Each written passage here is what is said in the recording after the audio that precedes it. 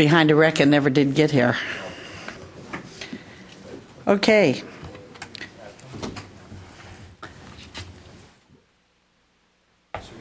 Mimi?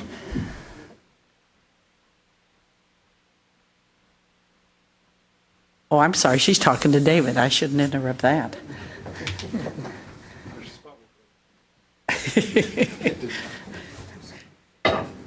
Okay, first of all, let me remind everybody that the meeting is being webcast. Everything everybody does and says is available for public viewing. Commissioner, I'd like to start with you and see if you have any welcoming comments to share. Well, I have one comment in particular after welcoming everybody. Thank you for coming. I know how busy all of you are. I wanted to announce that we have partnered with, I think I've mentioned this before, we have partnered with the Texas Workforce Commission and with the Texas Education Agency. We have put out an RFA. Is that what it's called? Yes. I can't remember the difference between an RFA and an RFP. An RFA to establish some early college high schools that are intended to focus on career and technical education. And the idea will be to have students graduate from high school not with an associate's degree, which is typical, or not only with an associate's degree, which is typical of most early college high schools, but with a level 2 certificate in some high demand workforce area. Each agency is committing at least $1 million to this project to provide partnerships, some startup funds to get these projects going. But this is a way of demonstrating our unified commitment to the recognition that we need to prepare more young people coming out of high school for immediate entrance into the high-skilled workforce. Obviously, these early college high schools will be partnerships primarily between two-year institutions and high school districts, and we are looking forward to receiving the proposals. David, when is the deadline for the RFA? Rex? The deadline is roughly 2 weeks for the RFA, and we received 42 notices of intent. So we'll see how many applications we actually get. But a lot of interest. Well, a lot of interest. We've been talking. The three commissioners, Alcantara, Williams, and I have been talking about this project around the state for the past month or so, and it's obviously engendered a lot of attention. So we're looking forward to once again responding in a partnership between higher education and public education, the workforce, to make sure that we have the workers we need and we have strong employment opportunities for young people that are coming straight out of high school. Commissioner, you mentioned that each group is committing $1 million? Yes. How many groups are there? 3. 3 groups? So we have $3 million in startup funds, and there's a likelihood that we'll have a consortium of foundation partners that might kick in another amount similar to what the agencies are committing. Very good. Just a note that may assist us. I was in Washington yesterday at the Institute for Education Sciences, and I found out that there's a new individual at the RAND Corporation who has a strong interest in continuing in technical education, and so we mentioned the possibility that this individual might be very interested and might be able to get support to provide some high-level evaluation of these programs as they go forward to help really establish their strengths and know where they can be worked out and really the cost benefits of it. So we'll see if that happens, but that could potentially help in terms of if anyone has doubts about them. I think it would be strong credibility, and she has apparently a strong history of working with programs and very successfully. Well, speaking of the Brand Corporation, I think before we do the minutes, Susan, would you mind giving us kind of an update on this report that we know is coming out soon? Certainly. Rand has been working. They have visited, I think, 4 different areas and talked to, I think they talked to you, Mimi. They've talked to people in Tarrant County, Dallas-Fort Worth area. They've talked to people down in Houston area, and then West Texas and South Texas.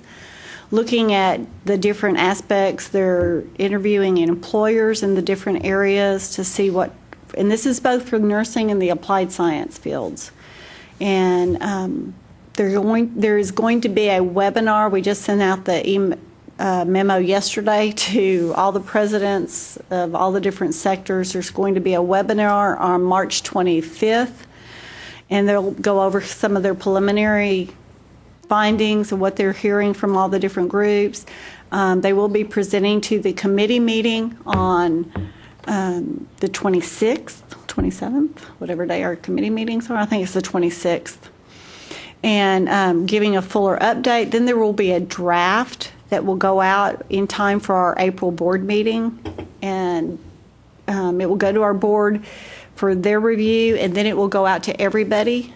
And so at that point, then we'll get comments from all the different stakeholders going forward, and then that will go to our June committee and July board meeting for approval. But right now, I haven't seen what they've gotten. They're still in the process of busily writing all that up for us.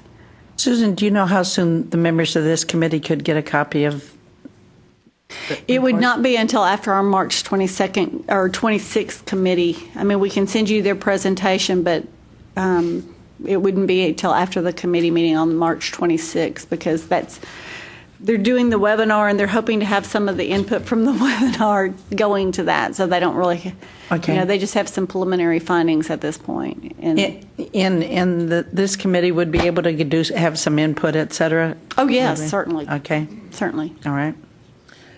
Mimi. May I ask a question? Did I get that? I did. When it goes to the board in June and July, what kind of action item is it? Is it to accept the report? Is it to endorse the report? Is it?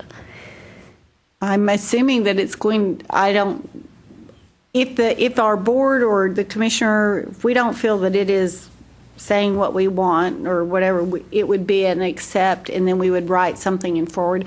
Not having seen any of it, I don't know. A couple of things. Number one, the March meeting is supposed to really focus on a strong discussion, active discussion of what's in the report. Number two, at April, at least my understanding was it's a draft. It's still a draft. And the reason for having it done, June and July. Yeah, and the reason for having it done is so that we have a lot of time for response from the field once the report is done.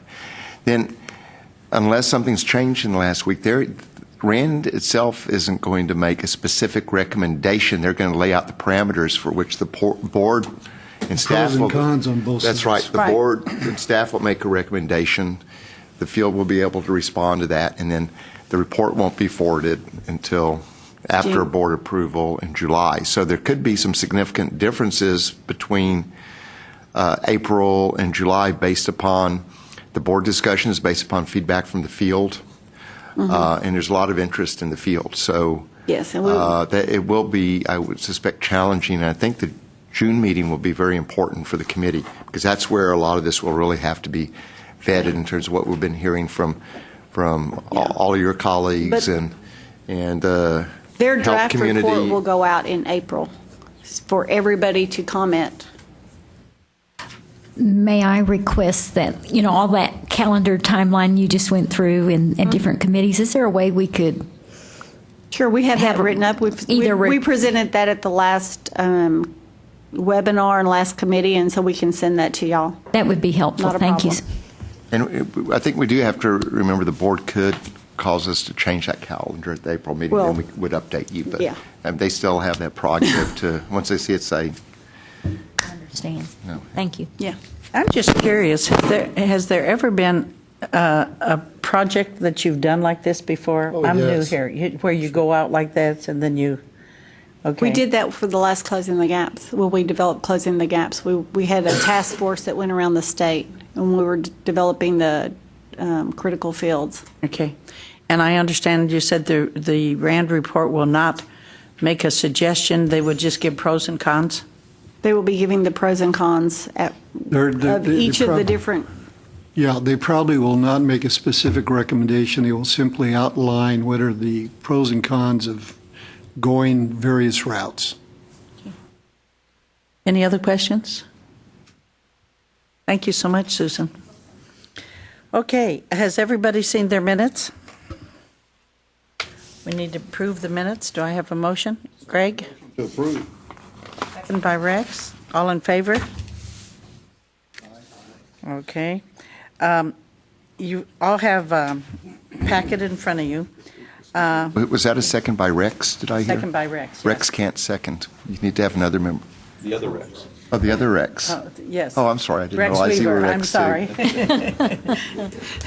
I was going to say, now why can't I'm you? sorry. I'm just looking down the table and I see Millicent, who I've never called Millicent, and then I see Charles, and then Rex, so I apologize. We're all here under pseudonyms.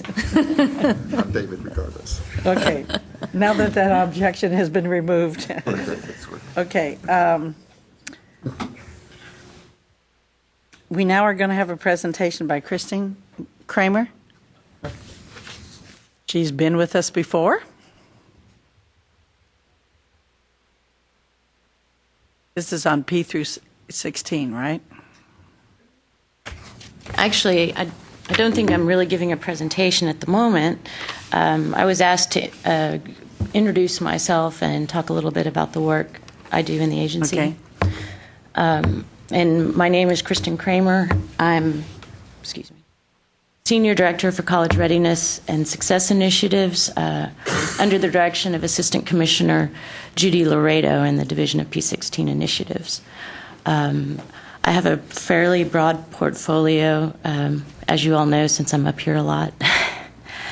I oversee staff who are responsible for college readiness initiatives, which would include obviously the development of the TSI assessment, working on TSI policies, developmental ed reforms, and ABE transition programs.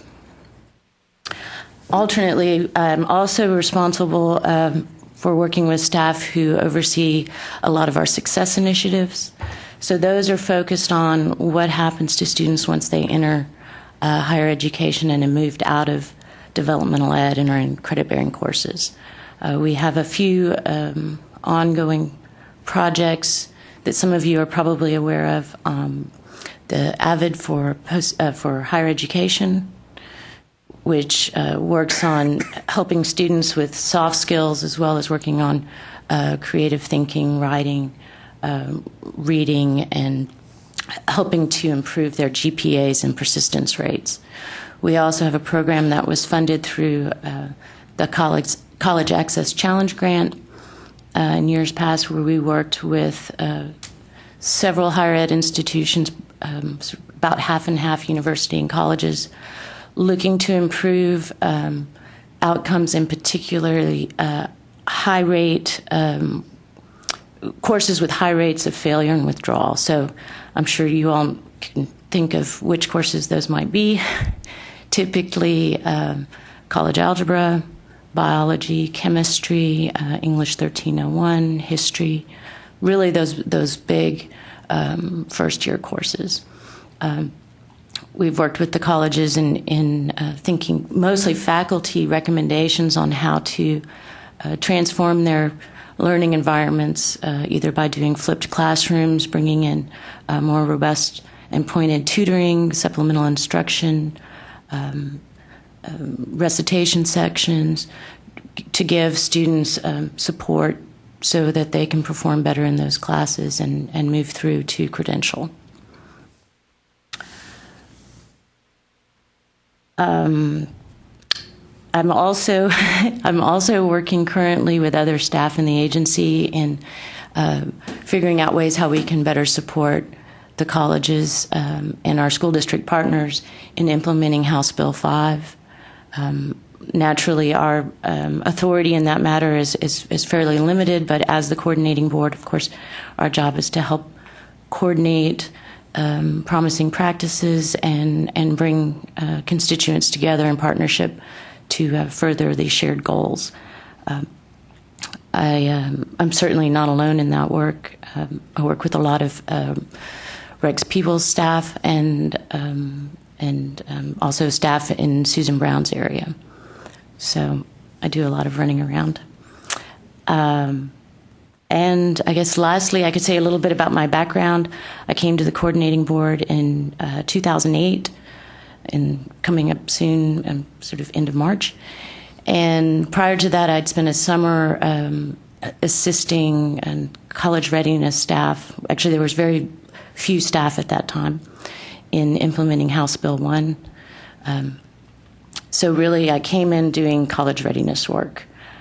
Prior to that, I was in North Carolina and teaching in freshman and sophomore level courses in German language and literature, so it's very different from what I do now. So I've had about 10 years of classroom experience in higher ed.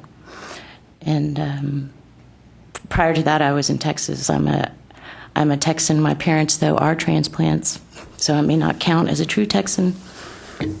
But I was brought up here in Austin and went to public schools, and worked here also in Texas on working with at-risk youth, primarily in Fort Worth, and looking to get them through high school and into college.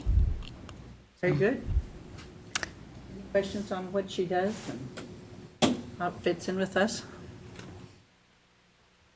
Kristen, Yes. in the amount of time that you've been in that role, are there any benchmark data that you're using to show progress or that you can talk about as Well- far as college readiness goals? Well, we have different ways of looking at that. We can look at some of the projects that we've been engaged in, so sort of smaller scale data, where, I mean, one of the biggest things, and this is sort of qualitative data, I guess, when I started here at the coordinating board, the standards had just been approved and were shortly to be then integrated into the TEKS. And a lot of our focus was bringing together K-12 and higher ed, so through P16 councils as well as a lot of alignment work, just bringing faculty together to talk about, what are our expectations. And what we saw within a couple of years, just doing survey work, was to see how well our colleagues in the field, along with us, had really done a pretty good job in getting out the word about the college and career readiness standards.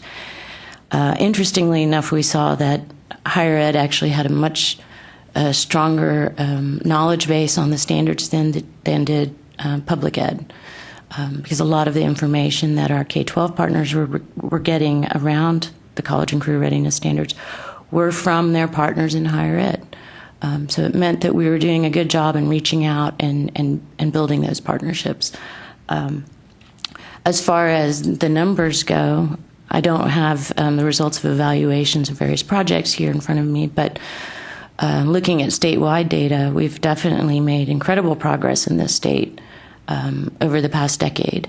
And I can't say that, we could claim all the success. We're not behind all of those successes. Certainly, we've been in collaboration with TEA and the schools, high schools, colleges, universities, in trying to improve the pipeline and improve how, make our students better prepared for whatever their next steps may be. And there's no question that the number of students coming into higher ed have increased over the past decade. Those students are better prepared than they were prior. I mean, we spend a lot of time talking about how we have too many students in developmental education, and that's true. We talk a lot about how we need to improve our success rates in college and get more students reaching their credentials, reaching their goals.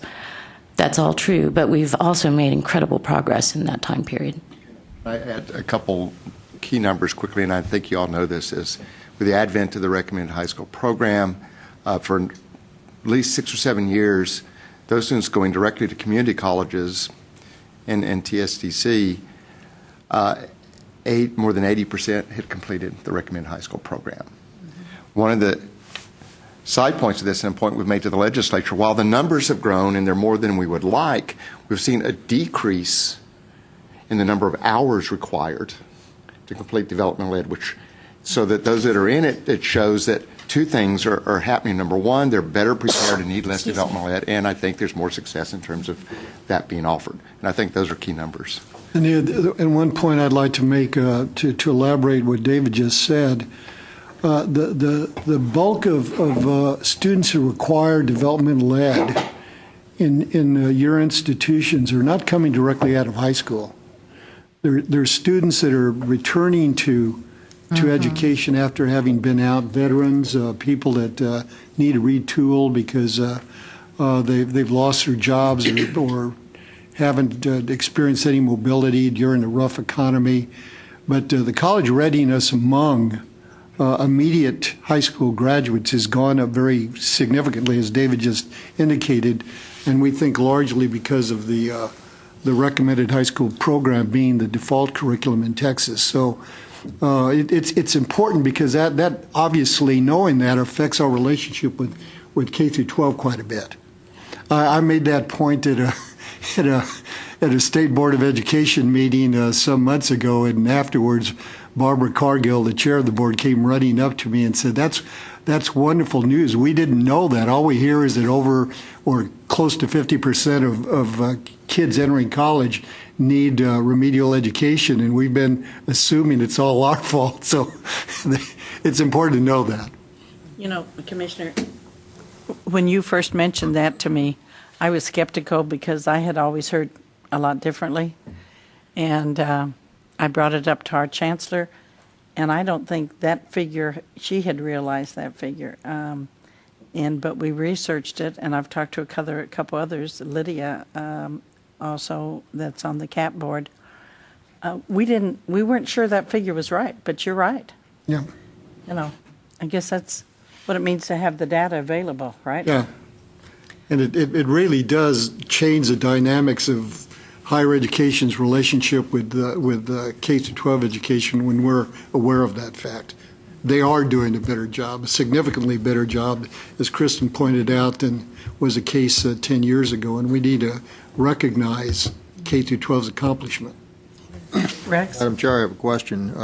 You mentioned when you started out talking about the hard sciences like chemistry, biology, physics. Do you find a correlation between the university level freshman classes as opposed to the community college freshman classes on pass-fail rates? To tell you the truth, we have not looked across, we haven't done a comprehensive study to make that comparison. When we first put out the RFA for the CACG funded grant to address the success of students in these entry-level college classes, we did get 37 distinct applications. And they were very rigorous applications because it required that the institution do a self-study to identify the courses where they saw the highest rates of either failure or withdrawal, because you could have students who stay in the class succeeding but having very high withdrawal rates. And so we were looking at what the institution identified.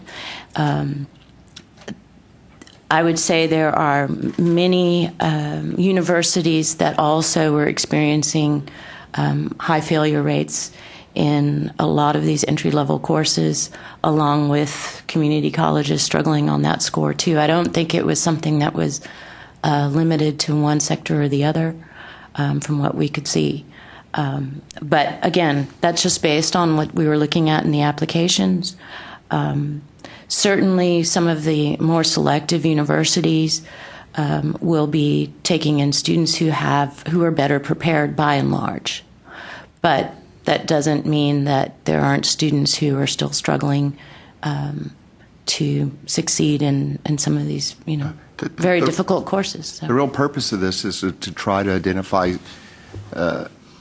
key points to provide assistance to the students when they need it. Right. So it's not a real issue about the grades alone, but it's how can you tell in a class, and say a chemistry class typically is very large, an intro chemistry class is very large. What can you do to identify when that student needs the help and provide it to them in a timely way so, in fact, they don't fail? Right.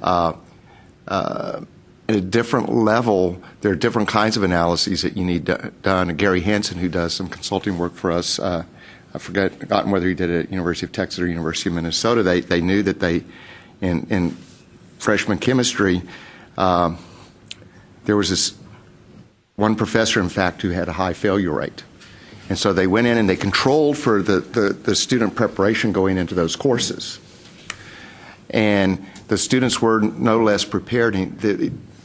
After analysis of a year or two, they finally determined this professor was not doing well, and they took him out of those courses. He was doing well in every other course he was taking, and they said he just was not the right person to be teaching that course. They put a different professor in place, and the success rates became similar. So there are all kinds of levels of this, but part of it is helping students. Then another level, institutions need to be aware. This isn't necessarily that a professor is a bad professor, but it's just not the right course for them.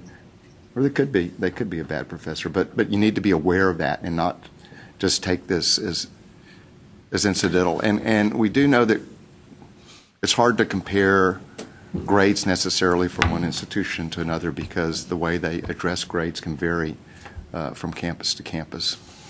And I have to second what Dr. Gardner just said as far as the focus on improving student success across the board and what that looks like, and that sometimes that is very much about there being not a good fit between the instructor's way of managing the class and the students in that class, and that we've seen some colleges that I can think of that address specifically just faculty-student interactions.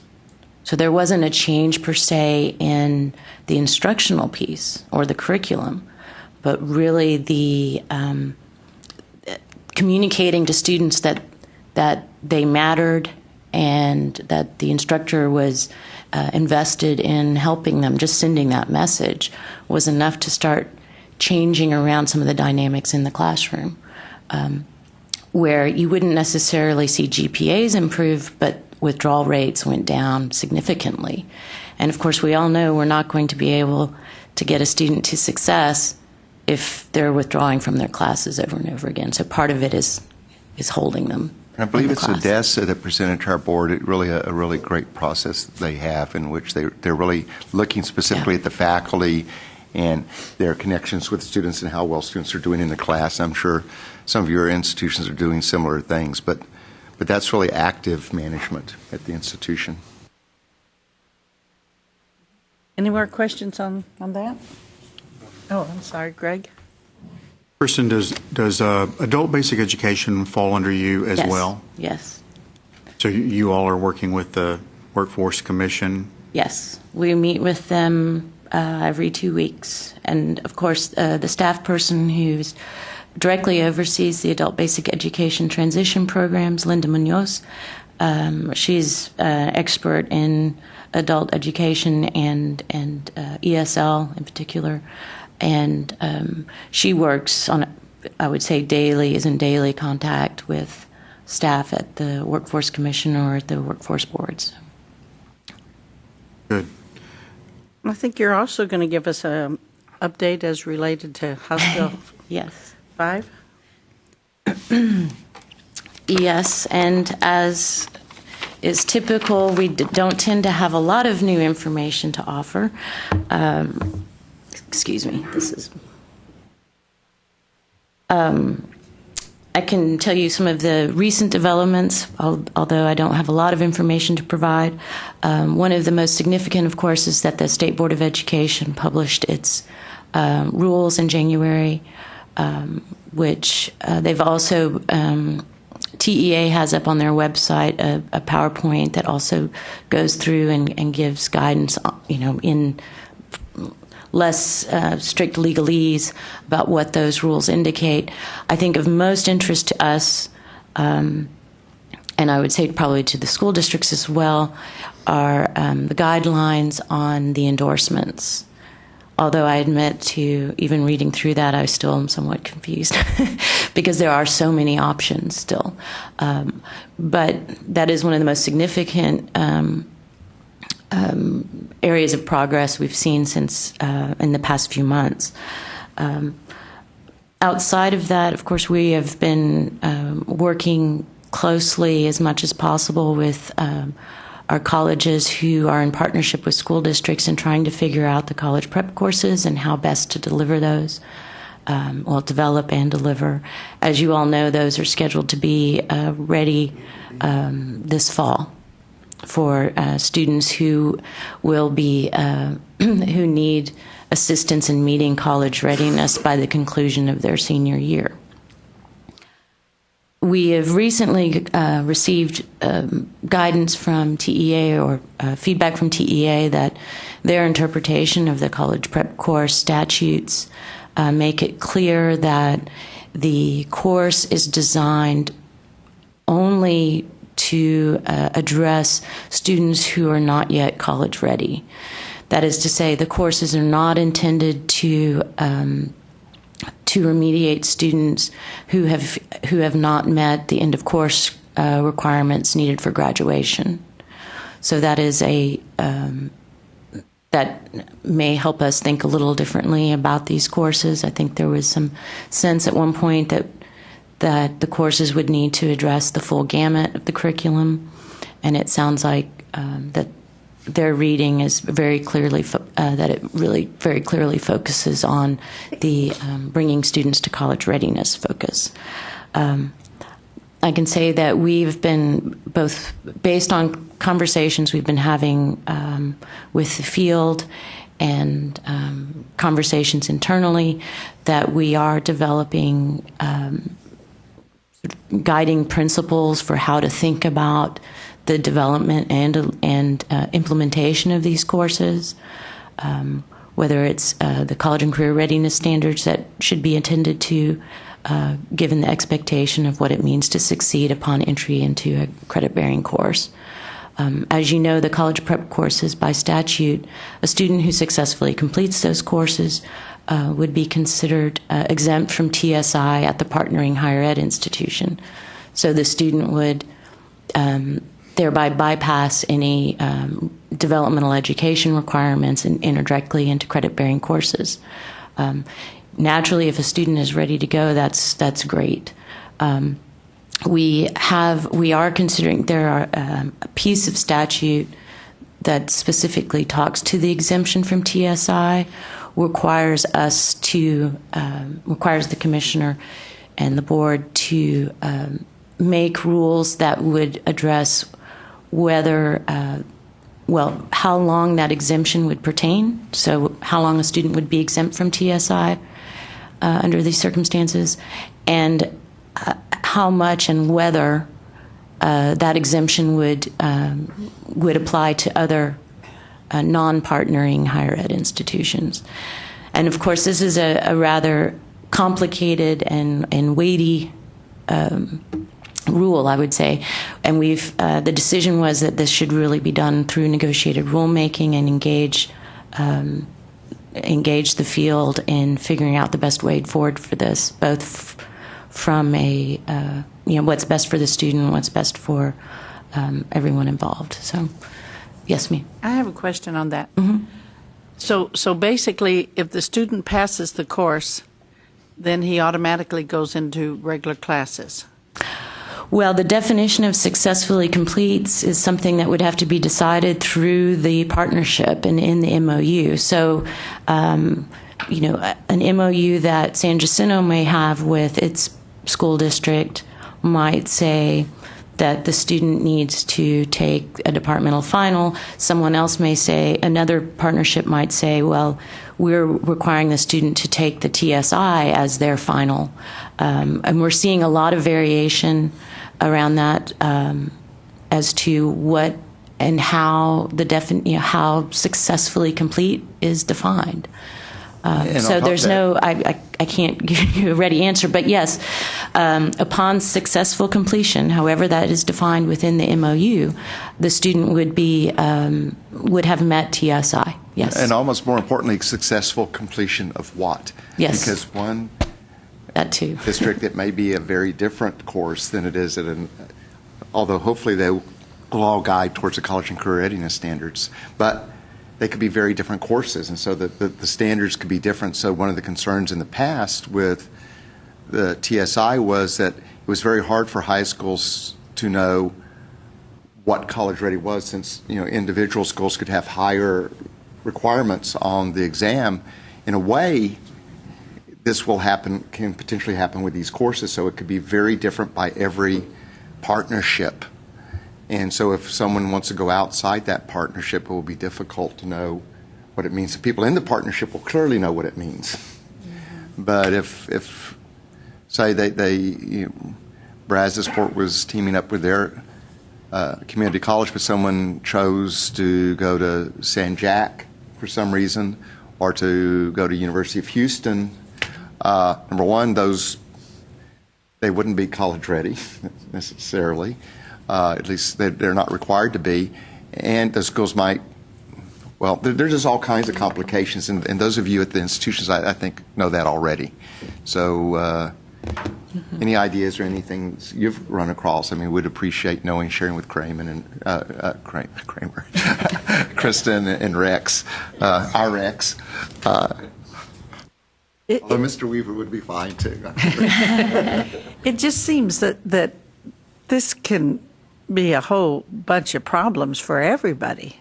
It's a head scratcher, as we say. Yes, it opens up a lot of complications that, on the face of it, if you just read the statute, even that can sometimes feel pretty complicated. But then when you start thinking about all the implications for student mobility, as well as expectations in the classroom at the college, as well as what's happening in the high school, yes, it is a very complicated and difficult policy issue to come to terms with. No question. There are, as the co-board, you, et cetera, looking at maybe trying to get this adjusted the next legislative session. Are you happy with it? Well, we have to see what comes out of these partnerships. I think the most important thing to say at this point is that both the school districts and the institutions of higher education that are partnering have to take this very seriously. There has to be a real commitment to college readiness. If students are exempt from the TSI and these courses aren't rigorous, what we're doing is we're setting up students for failure, because they'll go to the community college that exempts them from the TSI, and they won't be prepared to do college level work. We've talked to Chairman Aycock. I've heard him say that they know, and the legislature knows, that you don't get a bill this big passed without significant need for adjustment. We have a hearing on March 26th. We don't know what the content of or the subject of the hearing will be. We understand that it's likely that the coordinating board will be asked to testify about issues related to HB 5 and to TSI, but we don't know specifically what they want. But I think members of the legislature, and particularly Chairman Aycock, they know that this wasn't a perfect bill, and there will have to be some adjustments made. Especially with so many students, that can go to different colleges. That I think. Well, and mobility from high school to high school as well. Yeah, Greg. I have attended several meetings on this issue, and I don't think that I still understand it, but I have listened to superintendents who believe that the completion of that college prep course should be successful completion, should be good enough to admit a student to a community college without remediation, meeting the TSI requirement. But I think that I've also heard from college presidents who believe that the that the only leveling exam to ensure that is TSI, and so the successful completion of the college prep course is going to be taking the TSI exam. Successfully. Yes. And so it sort of defeats the purpose. I mean, we may have we ought to have students better prepared to successfully complete TSI. But that is what I'm hearing right now, and to echo Marie's comment, we have a lot of overlap at Panola College with, in-state and out-of-state, but in-state, a lot of overlap with Angelina College, with Kilgore College, with Northeast Texas Community College, and so we can form agreements in our service area with high schools, and we haven't decided, but we could not require TSI as the indication of successful completion of that course. But then those students who want to attend Kilgore College, that's not going to be good enough, and they're going to find themselves having to take the TSI in any event. Well, I'm sorry, you may not have been finished. I had one thought on this, and that as far as if the course is doing what it's supposed to do, then it's a good thing. It means that we are getting students ready for credit-bearing courses before they ever come to the college campus, and that I think we would all agree would be preferable. So that would be the number one. And then if the course is doing what it needs to do, then we would expect that the students would perform well on the TSI assessment. I think both of those things we could say. One, I don't know if it was a recommendation from us, to tell you the truth, or whether this is something that emerged from conversations with colleges who had the idea. I don't know. So one thought was, especially in these areas where we have a lot of students going from college to college within an area, was to consider doing consortium agreements where the colleges can get on board together. I mean, it's, of course, dependent on the colleges getting on board together about what are our expectations of what would happen in the classroom for the college prep course, that we can agree on a definition of successful completion and have MOUs that reflect that we are all in agreement what this is, so as to help students transfer better, go to different colleges within the region, and everyone be on the same page. I realize that's a tall order to be accomplished within a very short period of time, but maybe over the long term, depending on what happens with the legislature, we can get to that. I'm sorry. No, I was going to say meetings. Oh, go ahead, Commissioner, and then I'll ask my question. The key challenge is that if you look at this issue historically, not only in Texas but around the country, higher education and public education have very different ideas of college readiness.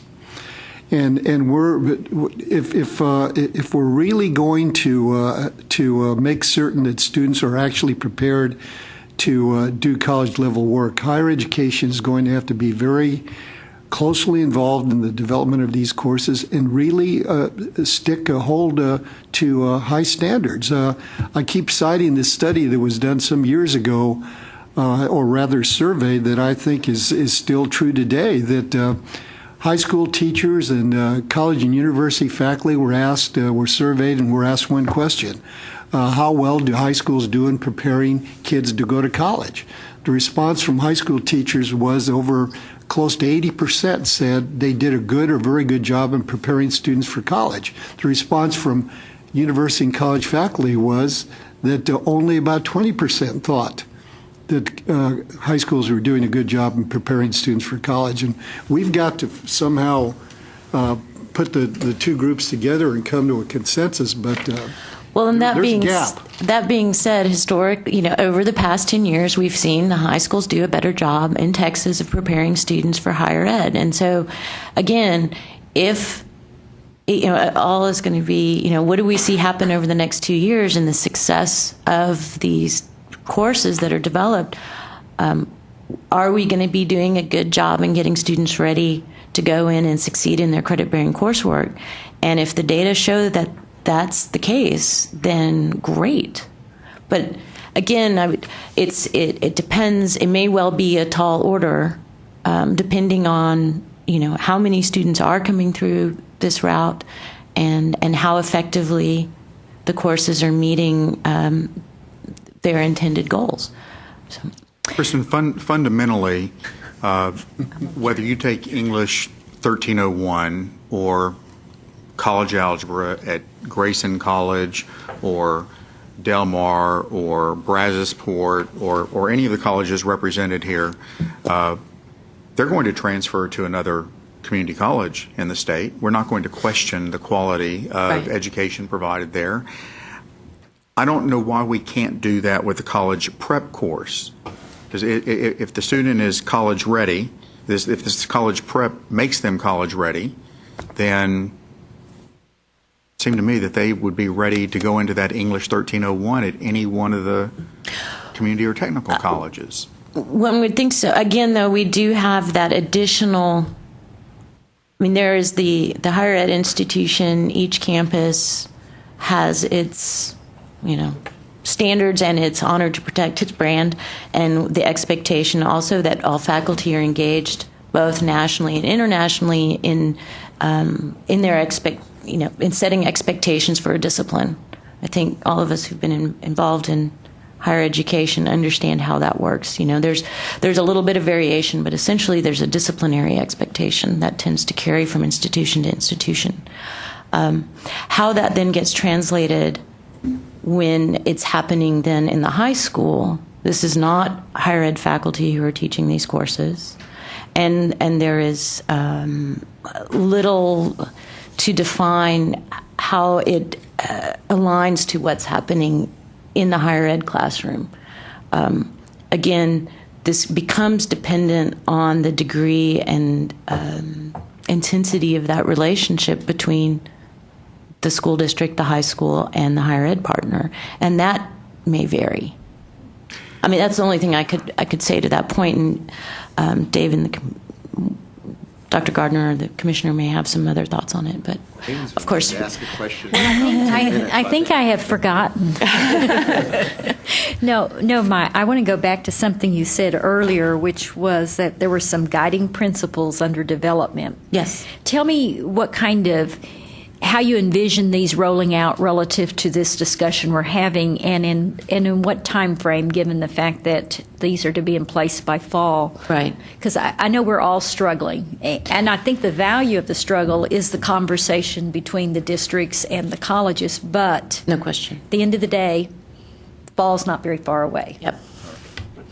Well, and I have to admit that a lot of staff here, along with the colleges and the school districts, have been struggling along with trying to figure it out. And so a lot of the recommendations that are making their way into the guidelines have come out of collaborations between the school districts and higher ed partners around the state. As far as the rollout, I think we are internally vetting the guidelines.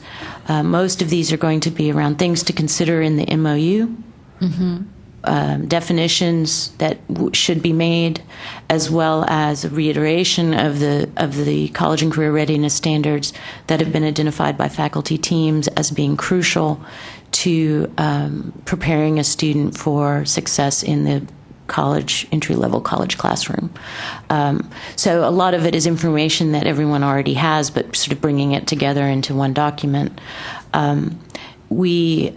I think, depends on once we're comfortable with where that document is, that at that point we would bring it to the board for, it's an informational purposes. It's not a binding document in the sense of a. But when would you be taking that to the board, do you anticipate?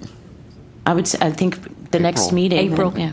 Okay. Yeah, so actually this is something the commissioner asked for because he knew these were going to be issues, and there's nothing in the law that says we should or must do this, but it's logical because he understood all the concerns that were in the field, and so guidelines are guidelines, and if people work together, and I think part of your answer is I think there's nothing to preclude institutions from working to together to develop what's in those courses, even if it's done by individual districts, working with the guidelines, working together to make sure everybody's comfortable with the standards that you're creating and how you're determining if people are college ready. I don't think there's anything that says you cannot do that. But you still have the issue in terms of, are they mobile from one district to another? And it appears to us, at least at this time, that MOUs would be necessary to do that. That doesn't mean it's impossible, but the timeline is very short. And frankly, school districts don't have to worry about on their end just this. They have just take this many, many times over the things they're having to adjust to, which complicates it even further. But I think it's fair to say however we can help and you'd like us to help, we would be glad to do that. I think people are welcoming some. Well, and I admit to date, it has very much been, we get a phone call and we have a long conversation, or we're invited to a meeting and we, participate in the meeting and bring our 2 cents as best we can.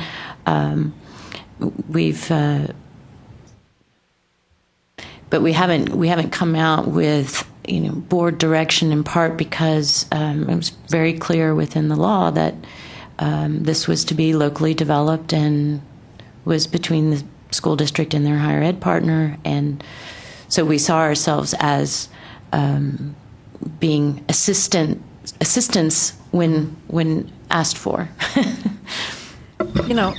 I have always found it frustrating that students take all of these tests and they study for the test, and then when they get out of high school, all of them can't pass San Jack's course for them to get in. So philosophically, I think it should be good that when they get out of high school, they should be able to be college ready. But this seems like it's just a little too complicated. Is there any reason we couldn't get a year's extension or something on this? Does it have to go into effect this fall? That would give you the legislative session to maybe do some massaging on the bill. I'm sure you would have many schools and districts supporting you in that recommendation, but I don't think we know the answer to that. There may be Law's a law. Yeah. Yeah, but look at health care, okay? You can change it and move it down the road, okay? There's precedent. if I may, Jeremy, I think. He's the commissioner. And besides, the legislature in Texas doesn't meet year-round, so. Well, that's all the more reason to put it off, okay? If we could answer that question in the affirmative, my question's irrelevant, but I don't think we can answer that question in the affirmative. But I mean, seriously, can we look into that? Get a one-year extension, especially since you said, you had talked with the chair and he kind of understood. Well, I don't know. It was voted by the legislature in a law. I don't know how you get an exemption from the provisions of the law without the legislature convening and changing the law. I think at this point it's a matter of, like many other laws that have come our way, is getting through it and so as to avoid the accordion effect over the long haul and get to the next session and do what we can then. It would be nice to be able to do that, Maria. I agree. That would be a luxury, but I don't think that would be the case. I know, Jeremy, you had a follow-up. I did. And so, a question, and it follows up with Greg. How do we know what this course looks like on transcripts? Are we requiring high schools to flag this in any particular way? And so pause there for a moment. But so the reason that question is relevant, what we could do as community colleges, we could all agree and say, look, we trust you in your English courses, we trust you in your history courses, we're going to trust you in your agreements with your public schools. And as community colleges, we're going to come together and develop not just one consortium in certain regions of the state, but it could be possible that all the presidents would say, we're going to do this all across the state because it's right for students. And the challenge being, if we don't have a way to identify it from Del Mar's area on a high school transcript, that agreement means nothing for that student experience. So is there anything in there, or could there be anything developed for that in the event that all colleges wanted to develop a statewide partnership, at least at the community college level? There may be resistance at the university level, but we have a lot of power as community colleges to really help these students. Again, I guess I'm not a lawyer and I'm not paid to give legal advice, so I have to be careful about what I say here. But I would think that I'm using the subjunctive here, conditional. I would think that if the community colleges are reach an agreement on what the expectations are for this course and say sign an agreement to that effect, that you would be answering that question. You mentioned something. The transcripts. The transcript, yes. In practicality, how would we execute an agreement? I can tell you, I can answer this in two ways. On the one hand, I just received word from TEA that there will be a single PEIMS code, one PEIMS code for the college prep course. And I have to say, a few months ago, that wasn't clear. So that helps in the sense that it'll be identifiable as such. Now, as far as who created that course in a particular student's case, that isn't necessarily transparent on the transcript. So you would have to know that high school, that school district was in partnership with a particular college to know who the partnering institution was. Although I think you would know whether you had partnered with them or not. Yes, no. I would think you would know your own, your own school districts. But I'm saying as far as from other, if someone comes to your college knowing whether or not, if it was not you, knowing who the partnering college was may not be clear on the transcript. But the PEIMS code will be designated specifically for college prep course. So there is a shared PEIMS code, which I think is very helpful. And we just had a meeting, and our staff believes because there's a PEIMS code that does mean that it will be funded through the public school dollars. Right. No, it would count towards ADA funds. If there were not a code, that. Well, and in some cases, I think part of the reason this was a question is that there are locally developed courses that there's a PEIMS code that is more generic locally developed course, so you couldn't tell if is it a college prep course, is it a different locally developed course, and so this is then specific to this particular locally developed course. Mark has a guest he'd like us to hear from that's been working on this, right? Yes, ma'am. Thank you. Dr. Fernando Figueroa. Fernando, if you would please come up. Dr. Figueroa is our provost and vice president of instruction at Del Mar College, and he's been working on all the intricacies, shall we say. I've been out in the community and around South Texas in the region working on all the positives that HB has brought us and all the wonderful opportunities that's brought to our school districts and our relationships with Del Mar College. And he's been working on all the problems or the concerns, okay? And so, as of last night, I tried to get him debriefed. I said, so instead I kidnapped the whole body, brought him with me to Austin. I said, I need you to present to the board and talk about these intricacies with the difficulties. So, Dr. Figueroa, if you can share a little bit of... And let me first start by saying that I think HB 5 had all the best intentions. The idea of, the legislature not wanting to pay twice for education. In other words, we teach them in high school, and then we have to teach them again in college. I also think that it's a great catalyst to begin the conversation, a very serious conversation about the alignments of high schools to the colleges in that world. It's also, frankly, a great recruitment tool, because if you've got the only MOU with the high school, they're going to go to you if they pass this TSI thing. Some of the concerns that I think that have come up, first of all, is who's in charge. You have the ESCs, right, the Educational Service Centers, and some have been very good. The one serving the Houston area, their website is amazing, and I've referred our folks to that website because, frankly, our Educational Service Center has been a little confused about what it's trying to accomplish. And it would seem that it would be based on research and would be based on where students go from high schools to which colleges, and that we would talk about the really important questions of how does each ISD define college ready? When do they start monitoring college ready or career ready? And what kind of embedded assessments and programming within their high school experiences are there to do that? Nobody knows. And in the conversations that I've been in, that has been one of the main things is the ISDs are looking at the colleges saying, what should we do? How are you going to help us? And I'm looking at the law, and the law says you will develop the course in partnership, but it's you will develop the course, you will deliver the course, you will get the resources for the textbooks and the materials to teach the course. First of all, philosophically, and our superintendent of our Gregory Portland ISD put it this way: what's one more course going to do?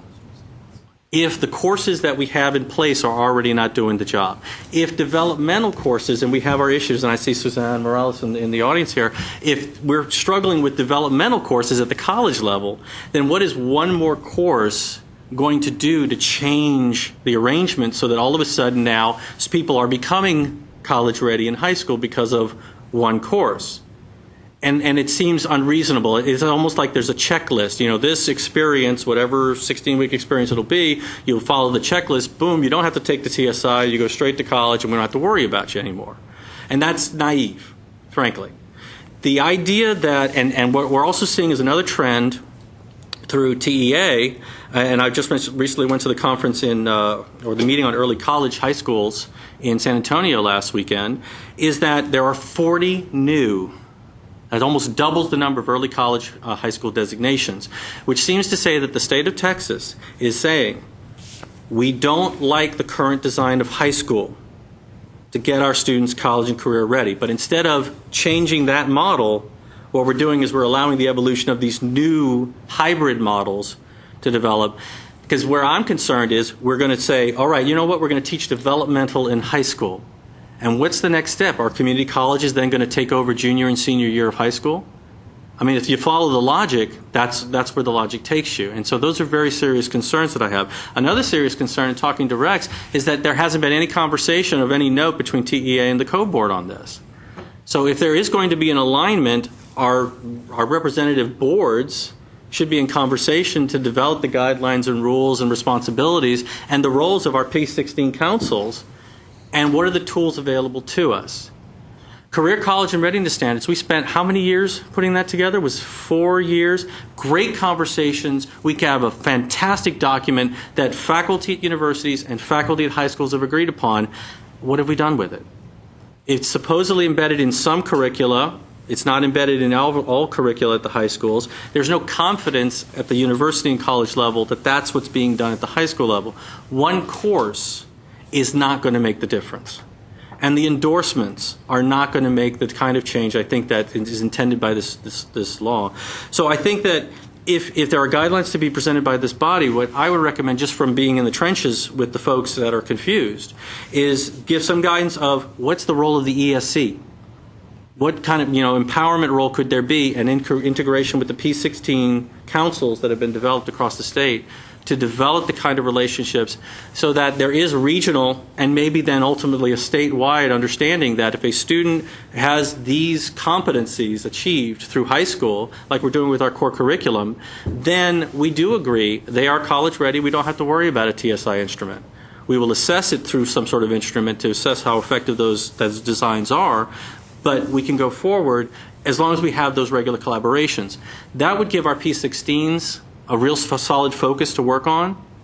It would also give our ESCs a way of partnering our ISDs and our colleges together with a project in mind that would be of great benefit to the state of Texas, I think, and our students as they move forward.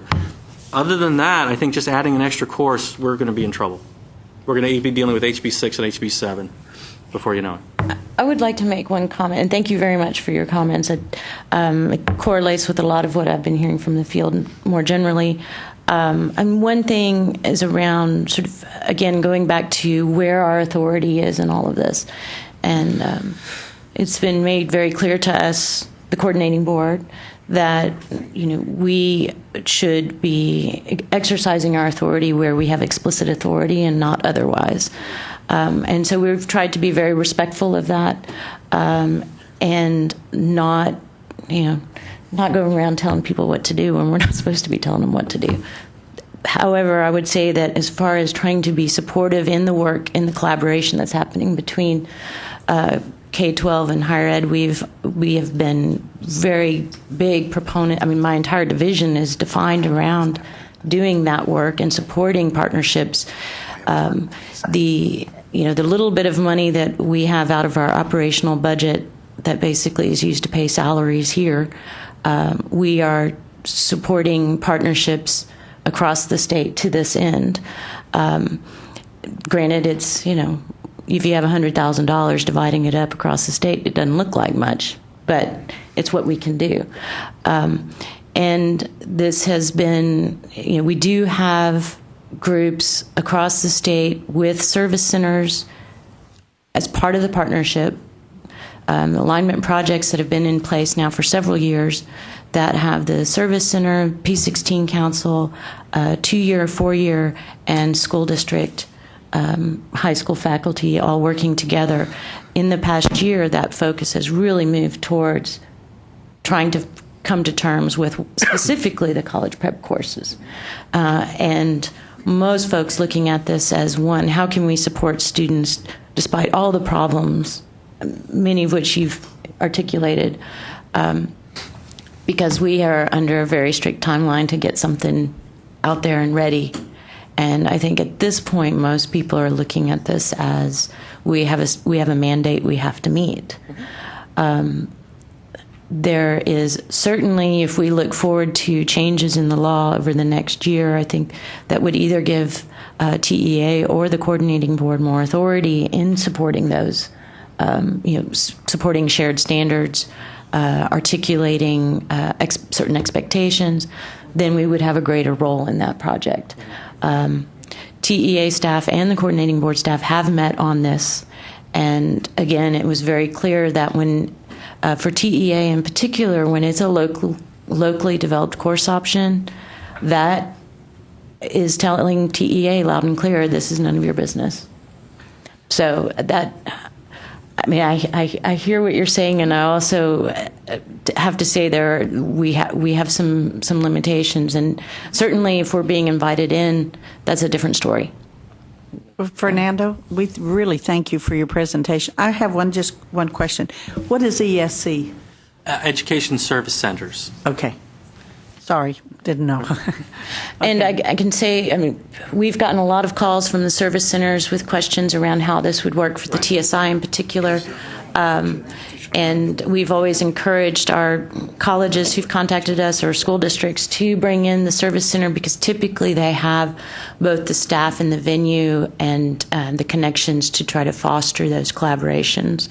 But again, we keep coming back to a locally developed course option where each locale faces different obstacles in moving forward.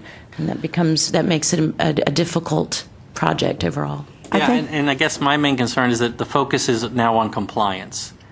And when the focus is on compliance, then it's, okay, let's do it quick and dirty. Let's do exactly what we need to do to keep the law. We're saying we're doing the law, but nothing about the real intent, which is how do we redesign high schools so that there are no gaps for our students when they go either into a career or into college when they graduate. And I think that's definitely part of that's certainly been the long-term focus of the closing the gaps work that higher ed has been involved in. So, and I think the commissioner would like something added. Yes, I just wanted to clarify a point that you made. I thought your comments were very compelling, but in fact, and Kristen just made a comment about this. We have been working very closely with TEA. Good. Okay. And Assistant Commissioner Ledelo can talk some more about that. I just wanted to say when the P16 and Rex works on different things than no, that's fine. That's fine. When P16 the division and its work began years back, and in the creation of trying to create this seamless pipeline between K-12 and our world, the higher ed world, the agency was structured, TEA was structured differently, and so it made it very easy for my division to hold monthly meetings with their staff. Of course, now in their restructure, it's become a lot different. But I can honestly say that in the change of curriculum under HB 5 months ago, we went to the table with them and sat and began to go through the law and to say, what about this? What about this? At that point, nothing had been done on their side because the state board, of course, had the authority. But we have continued to be in dialogue with them, and Kristen specifically, especially now when we're focusing on the college prep courses. So it's just a little bit different because they no longer have a P16 division, but their work still brings them connected to us. Example, ABE, TEA is at the table when we meet with TWC and Texas Workforce. So there is a relationship. It may not be as apparent because they no longer have a division of P16 like we do here at the coordinating board. Well, all I can say is that our ESC folks were kind of like, well, what do we do? And our ISC folks were like, well, what do we do? And we've got to colleges fix were that. like, what do we do? We've got to fix that. Yeah, and so you know, and again, that's with everything. You know, when you have statewide initiatives and statewide organizations, is translating it to the first tier of communication doesn't necessarily make its way through. But I think that it might help to have a position paper of some kind or some sort of statement of philosophy from the coordinating board of we see our role in supporting the initiatives of HB5 in this way, and then this is how we would recommend that the colleges kind of look at and think about either in terms of a team or is there a statewide kind of concept that needs to be developed to help us do this, because again it all comes down to the trust of faculty for faculty. Mm-hmm. We can as administrators talk all day long, but if my college algebra professor says, okay, they came out of that high school, I don't care what they did, I don't trust that it worked. That's another kind of conversation and conduit where P16 can really be supportive and helpful in developing those alliances. So it is just from the ground troop level. And what we're trying to accomplish with our folks in the Corpus Christi region, we're looking at a group coming together, design teams coming together across the different colleges and universities in the area, and to develop where our expectations are, and then aligning those with what the ISDs are kind of doing in their programming. That's where kind of our conversation's going, and we feel we're getting some progress. This, like anything else, the devil's in the details, and it's going to kind of do this for a couple of years, and I think we'll get there. As long as we start using the pieces that we've already have. We have immense resources. P16, the Career College and Readiness Standards, all of these different things. And I'll tell you, the ISDs are thinking, and this is to the question of the legislation, what the next legislative session is going to come up with. Will it try to dismantle HB5? Are they really serious about HB5? Are we going to commit a lot of resources and time to HB5? And then they're going to change it. So that may be a message that needs to be translated to TEA from the legislature or from the governor's office, that there is a kind of consistent pattern that we're going to be moving in, that so that they can have some confidence in as they look at their resources, because this is going to be enormous. Well, I thank you all. This has been a good discussion, and I think it's probably time to break for lunch. Okay? See you back here hopefully in 20 minutes or so.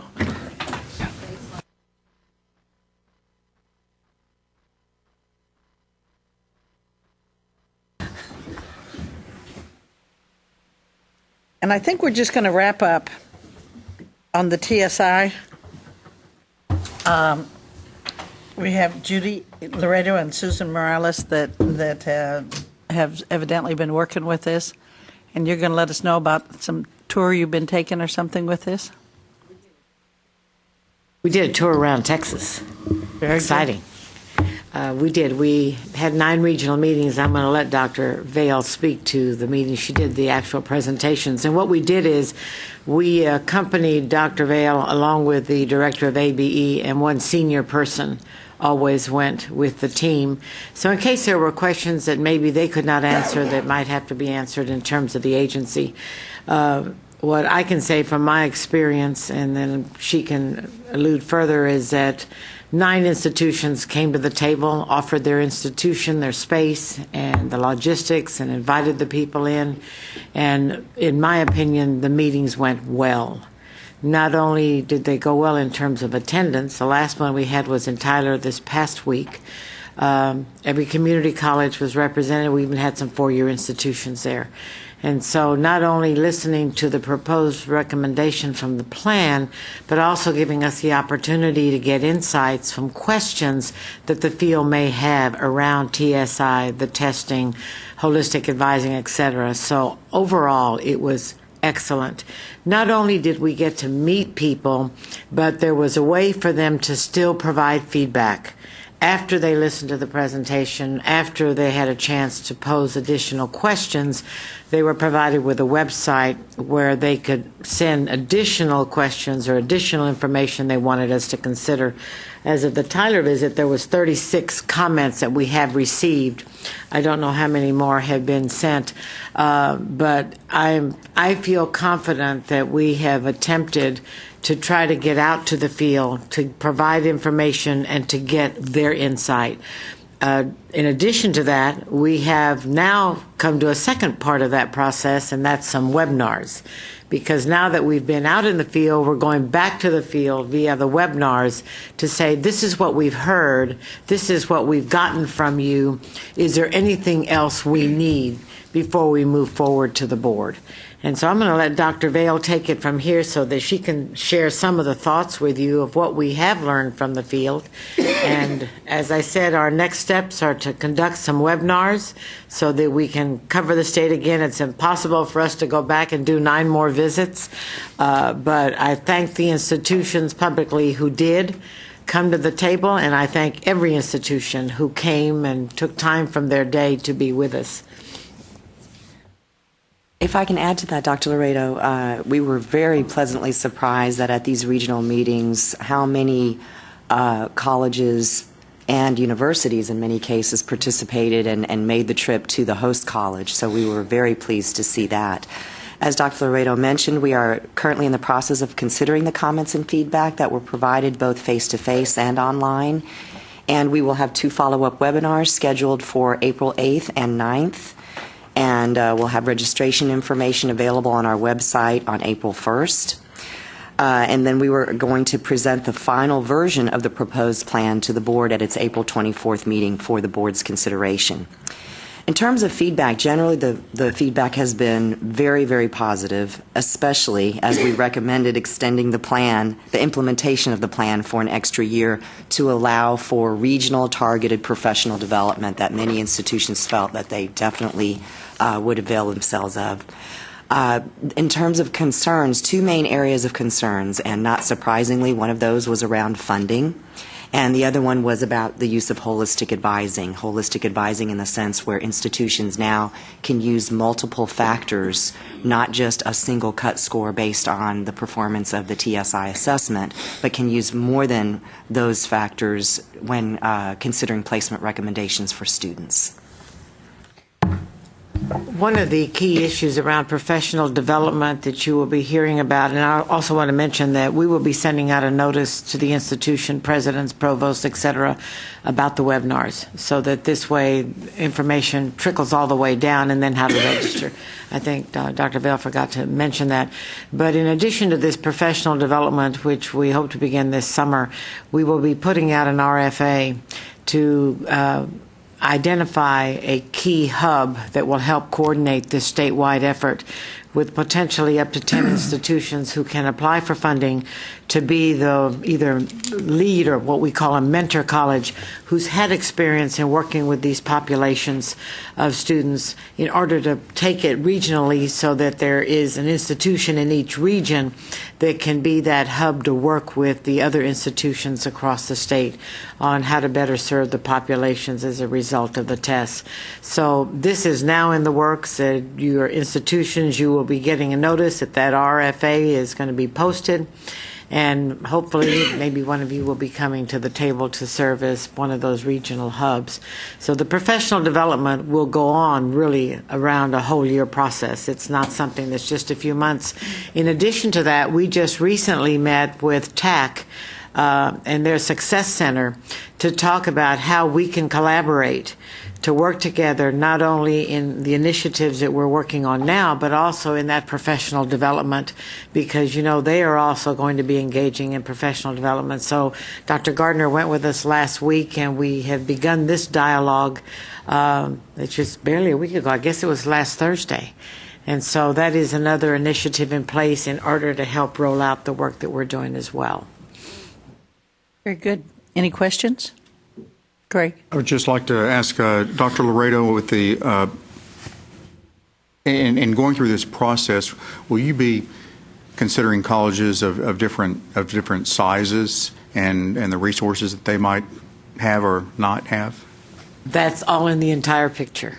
And so, we've got 24 institutions out there who have been doing work over the last years, and many other programs that are also already in place in institutions. And so our intent is to help you gain as much knowledge and information on how to look at your institution and say, how do we do this best within our parameters, within our structure, within our fiscal boundaries that we have at this time. And so it's to give everything available to you with the tools from the institutions that have gone through these experiences as well.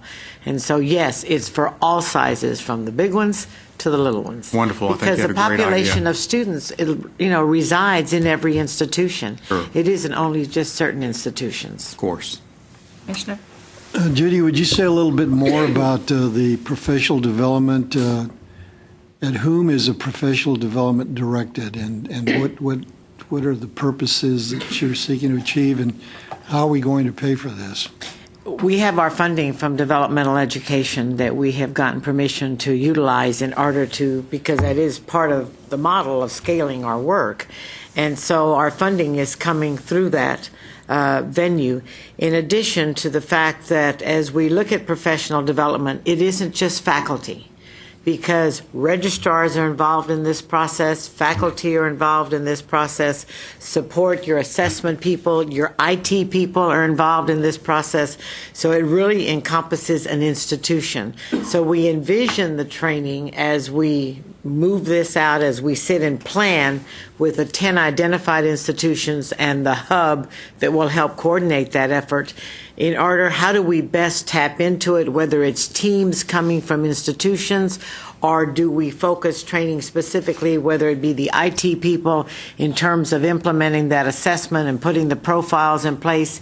Is it directly then to those who are the advisors that will be doing the advising process, along with the, for example, the registrars who are looking at non-course base and how do we record this? So there's many tentacles of training which will tap really into every facet of your institution. Will that be archived anywhere? Yes.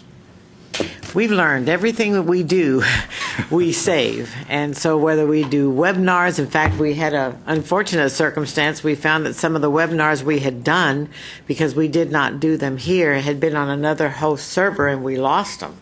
So now that we, as you hit a glitch, you figure out how to solve that glitch the next time. We will be archiving. We've even looked to the fact that you all, community colleges, have a system. You've got that virtual network system that allows us not only to do face-to-face, but certainly training that can be done online. We are looking for every avenue to get this information out. But as terms of the question, as the commissioner said, who is it geared to? It is geared to the entire institution. And depending on what that training may be, then you'll identify who are the people that should be specifically at that training.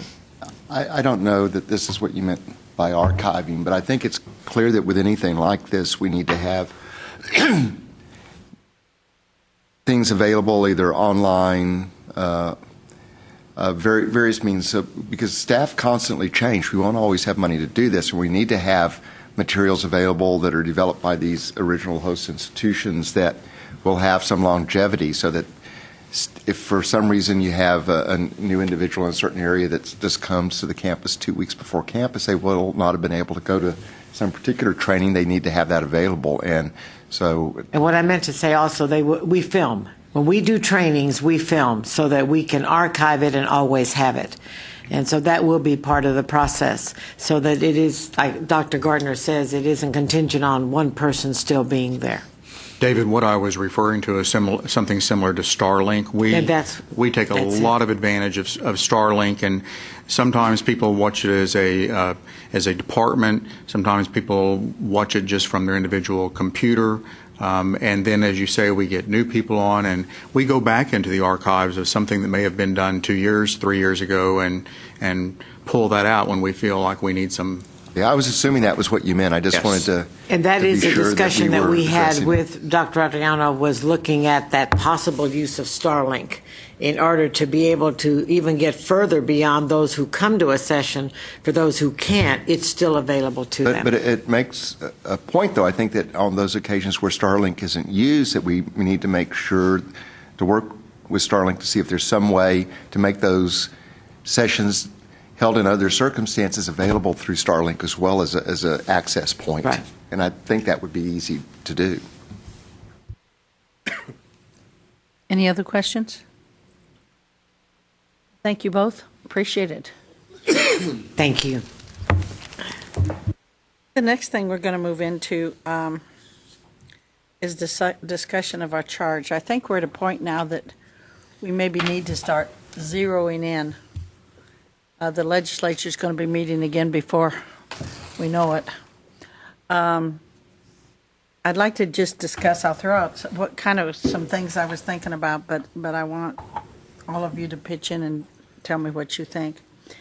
I'd like us to set up some committees, and they may even be just 2 or 3 person committees, but get you involved, hopefully, in things that you're most interested in. I think we need a mission committee, which would include developmental ed, ABE, TSTC, and also the applied and BSN degrees, discussion on that. We need, what I would like to get is from the committees a sheet that gives us pretty much the pros and cons so that we can develop our stand and have good backing for it when we go and talk with the co-board and are supportive of the TAC and CAT on what they're doing.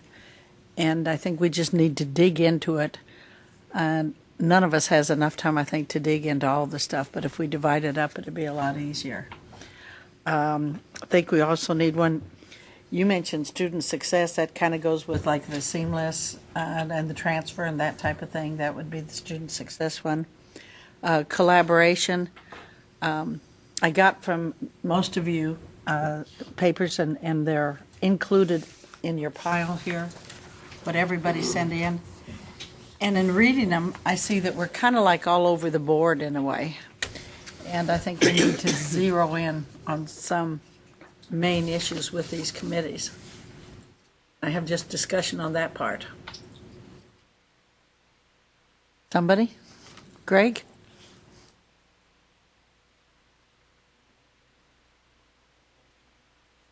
Your question is how to synthesize all of these comments into. Well, not even necessarily those comments. I think those comments could be used as a basis for some of the things. But I think that we need to start zeroing in now on what we hope to get from the legislature or directions that we go, et cetera. And I think it's time we get started now and do it in little groups. I would suggest also at the time maybe we could start putting more time and effort in on this away from our meeting, and maybe we can put our meetings to quarterly to make it a little easier. But I would like to stay in good touch with the different people on the committees and see if we can get pretty much a white paper on where we're at, what we recommend, so that we can get it in black and white for the board members to either agree or disagree, et cetera. I think that's a great idea, and especially if we have committees where we can go out and liaise with those that we need to. You mentioned the legislative agenda. We certainly don't want to come up with our own separate legislative agenda. We want to work with the committees that were appointed by the Texas Higher Education Coordinating Board, TAC, the Trustees Association, and I think come to a consensus where we're presenting a unified front there. And this is a leadership group, so I think, we need to dig into these things that we think are going to be hot issues and hot topics, and we need to get well educated on them. But every one of us isn't going to study every one of the issues. If we could divide it up a little bit and like I said, develop kind of a white paper. That's my idea, but if anybody's got a different idea, I'd like to hear it.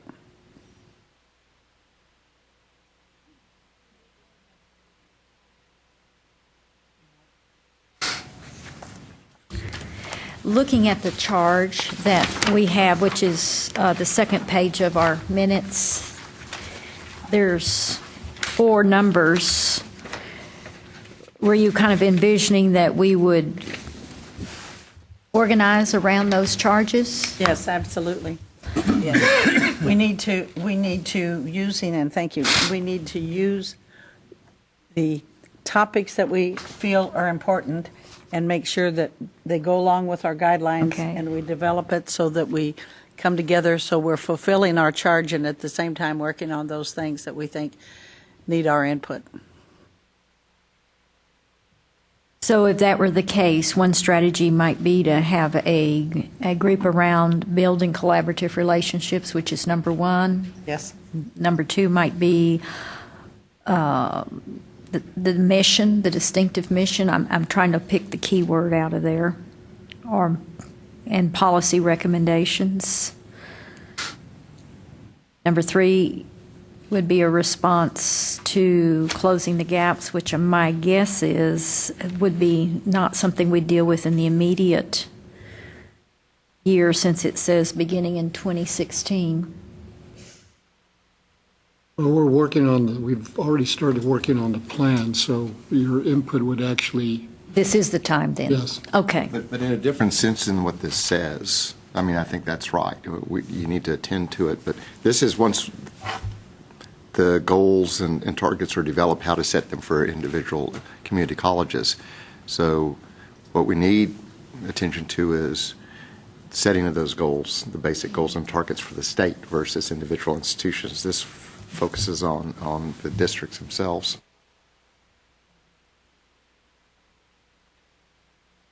Well, and on number 4, I think number 4 is kind of just a wrap-up of number 1, 2, and 3.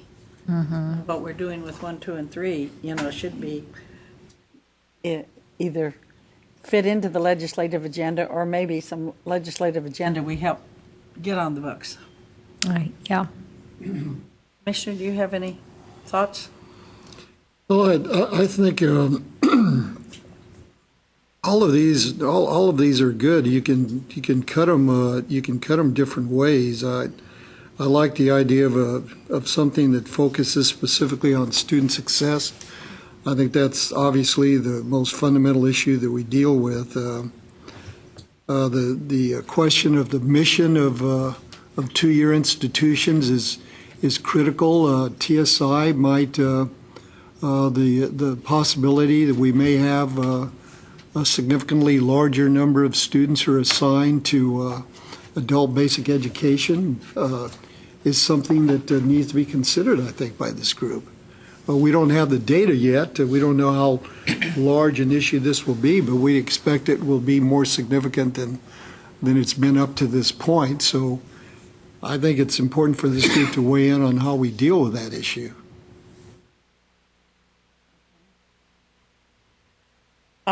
Student success, mission, collaboration, does that sound like mission for the committees? Student success, mission, collaboration. Again, under mission, we would probably have the ABE and the development ed issue, technical, and the BSN and applied. Anything else that would go under that? It's not any secret that I'm in favor of a common course numbering system, even if it's different than what we have now. But I think, would that fall under student success or? Yes, that's where I envision it, but any other comments on that? Or collaboration.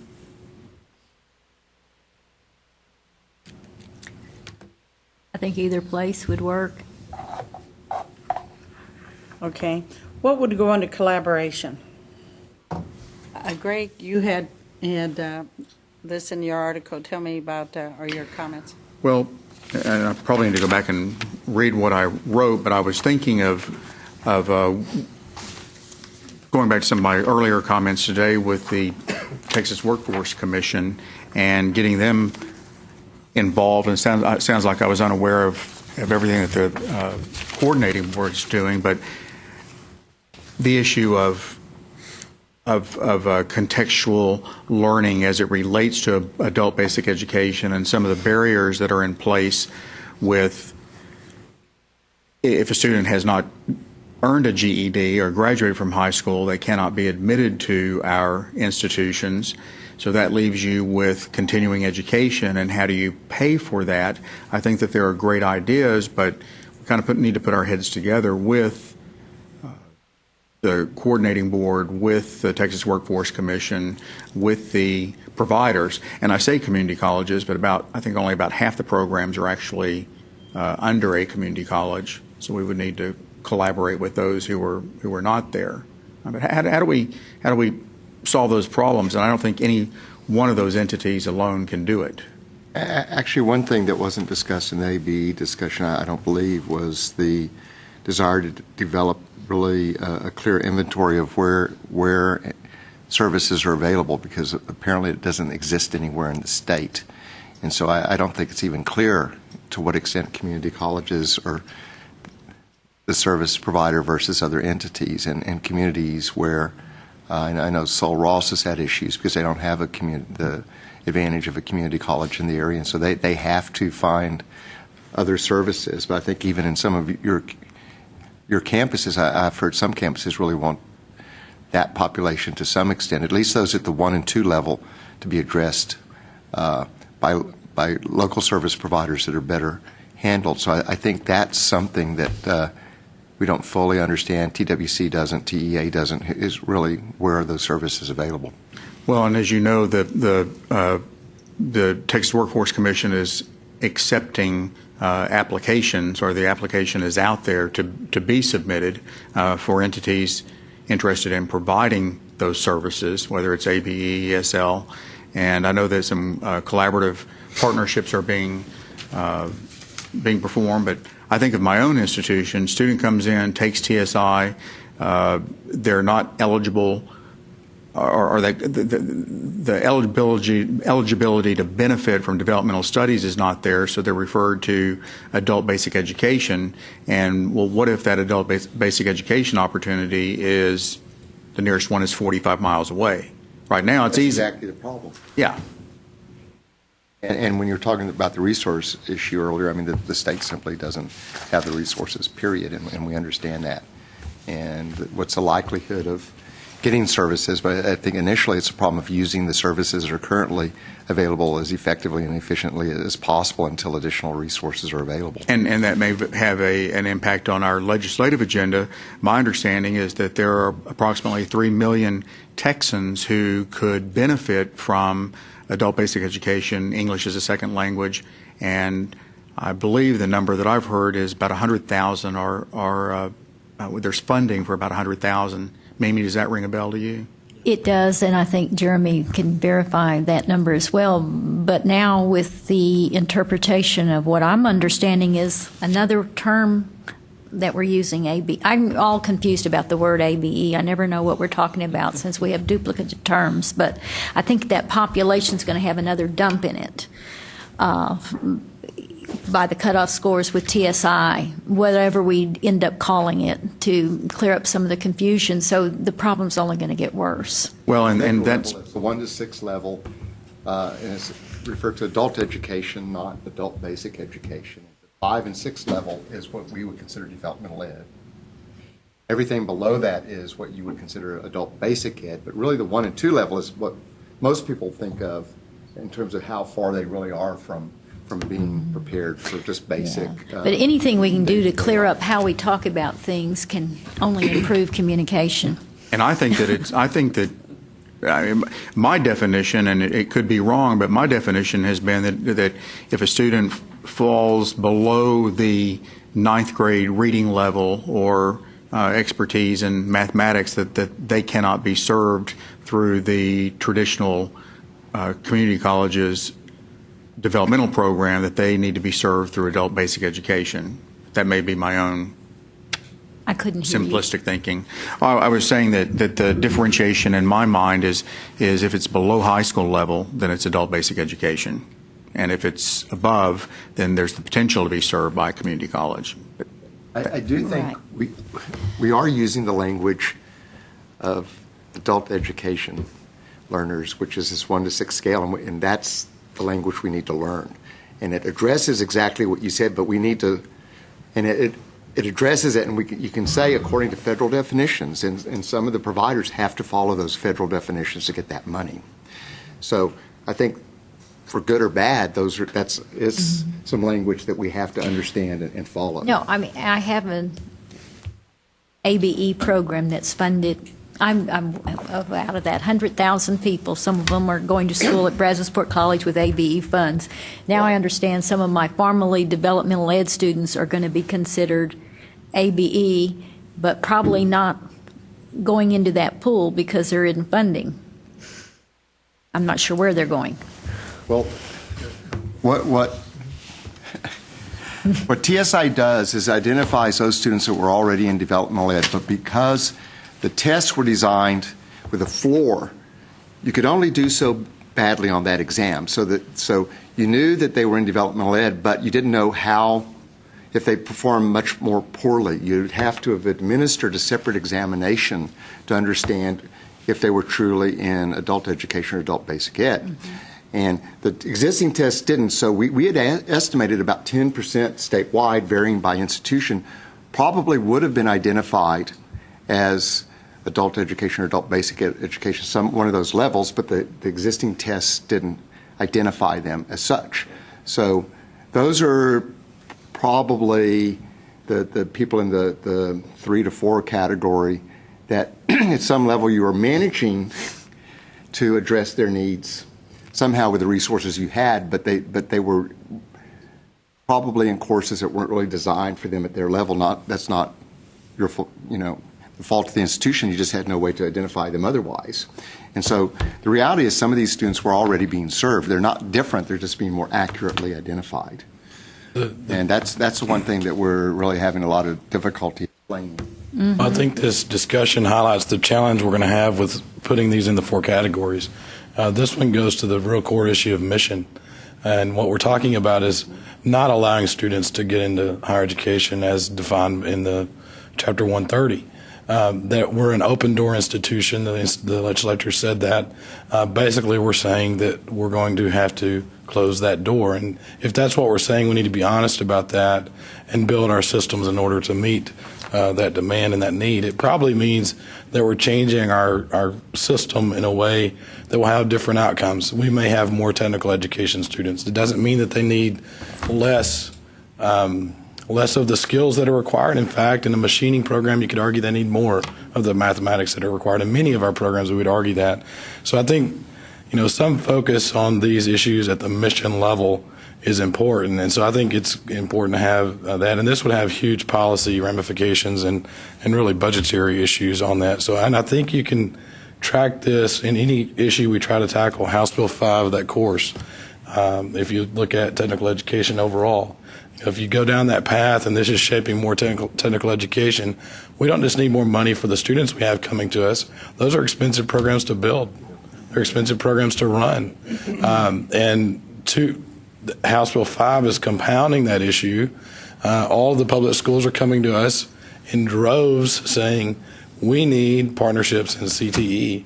And so we're going to have pressure on us as community colleges in the technical education area and in the area for TSI. And we're simultaneously closing that door and may develop a different mix match of skills in the state of Texas for the jobs that are available going forward. I'm not sure about that, and I'm not sure how that may have different ramifications across the state based on an institution's ability to address those needs. So I have a lot of concern at the mission level about all of these issues that we're talking about. We're also talking about the community college baccalaureate. Are we all going to become state colleges, as most colleges in Florida have done? Is that a direction that's going to happen? What's the clear pathway forward there? So I think we have some vision and real high-level questions about mission. And then we've got some, are we going to transcript it? Can we agree on TSI and all of those things? So I think we need to do some work on that, and with the focus on mission and policy, but then realizing we're going to have crossover in all these areas. If I may, I just add that there is the national conversation. I've not been a part of the national conversation on the shift of the mission of the community college. Walter Bumpus and the AACC group has been working on that for several years now, I think, and I think it'd be important to stay abreast of what that discussion has in the form of outcomes. Jeremy, would you chair for the mission committee? Yeah, absolutely. Okay. Mike and I think you need to be on there for the technical part. On the missions? Yes.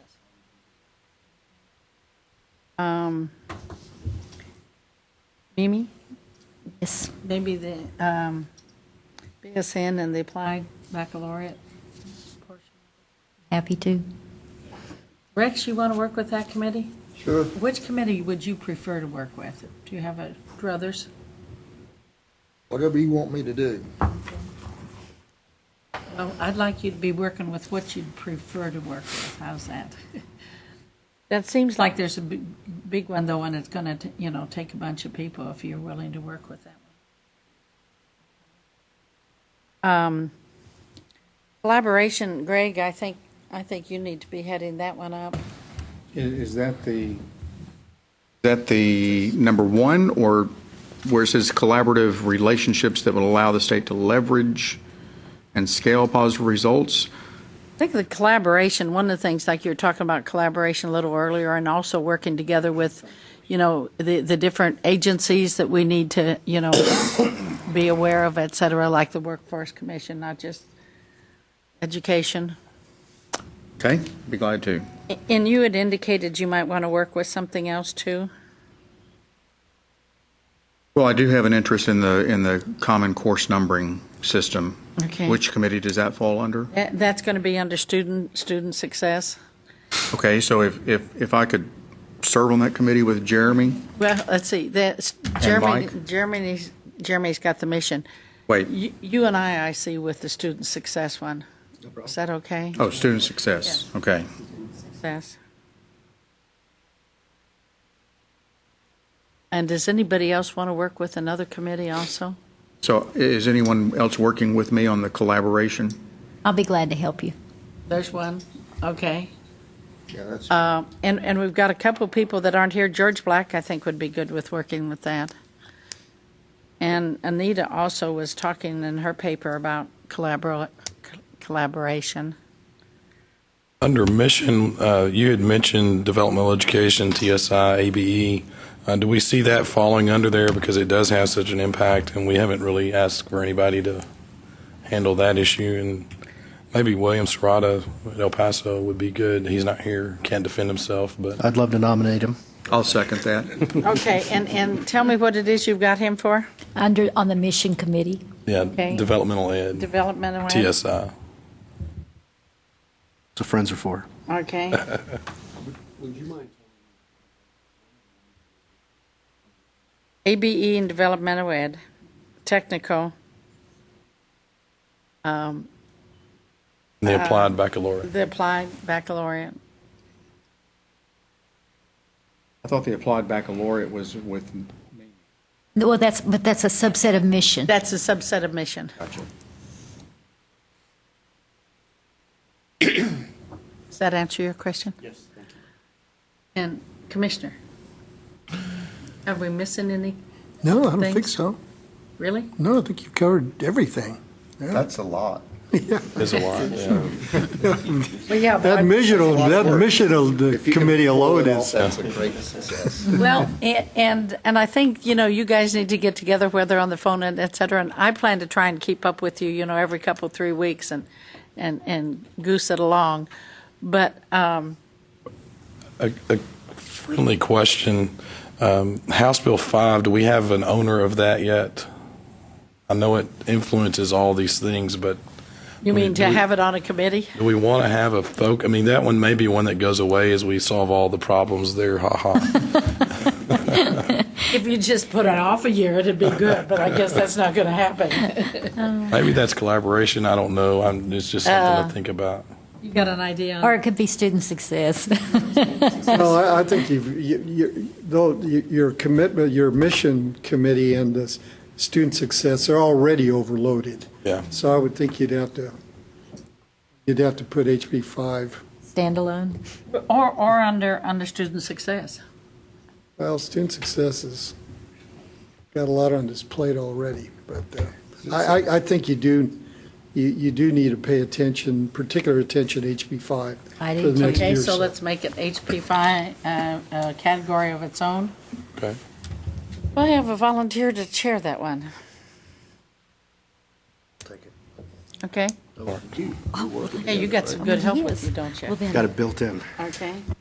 And I think you're probably all aware of it, but if you're going to be focusing on success, you have to actively talk about how you're going to be looking at the Texas Success Council and the center that was developed and all the work associated with that, because there's a lot going on there, and I know you don't want to go off in a separate direction. And it may be possible. Or if you do, at least. If that Gary and Rex, we may be calling on you guys because there may be some data and stuff that you have that we may need to get, that you have easy access to. So hopefully it's okay that these people feel free to contact you if they have a need for that type of stuff. Yes, they should Okay. consider us a resource. And I know the presidents all have, you've got staff under you that hopefully can help with this burden a little bit in gathering data and et cetera. But I think we need to be able to call on Rex and Gary for sure. Okay? Marie, since there is potential overlap with some of these charges, maybe we should share our committee minutes or agendas with everyone Yes. on this committee, so that if there is overlap, we're not stepping on each other's toes, or we can just let someone take the lead. What I'd like to do is I'd like to get in touch with everybody, say, every 3 weeks, and then hopefully you can send us a little update on where you're at and what's going on, and I'll make sure that everybody gets everybody else's. Okay? But I do think, I do think we need to put top priority on it now, because most of the legislators let me know that they pretty much got their agenda built in by latter part of October. So, Well, what I was thinking about specifically is, under collaboration, I'd like to, and I made my comment to you, I thought the JET grants were wonderful, and that we ought to engage in a discussion with the comptroller's office. But I don't want to initiate that if somebody feels that it falls under theirs. And so if I just kind of put that out in an email and said, hey, this is what we're thinking of doing, 2 or 3 of us are going, y'all are welcome to join us, or whoops, you've already made an appointment because you thought it fell under your assignment. yeah, go for it. Okay. Okay. Anything else? Yeah, I'm confused. Okay. A state I tend to stay in. So our overall objective is we're going to end up with legislative messaging. Is that what you're saying? Because, and let me tell you where I'm going with that is, in terms of the way, and I seldom argue for the status quo, but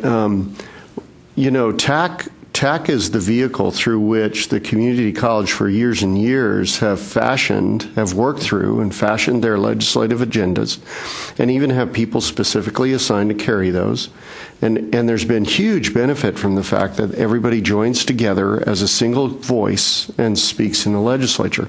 And last session was no better example of that than the progress made by the community colleges as a single voice.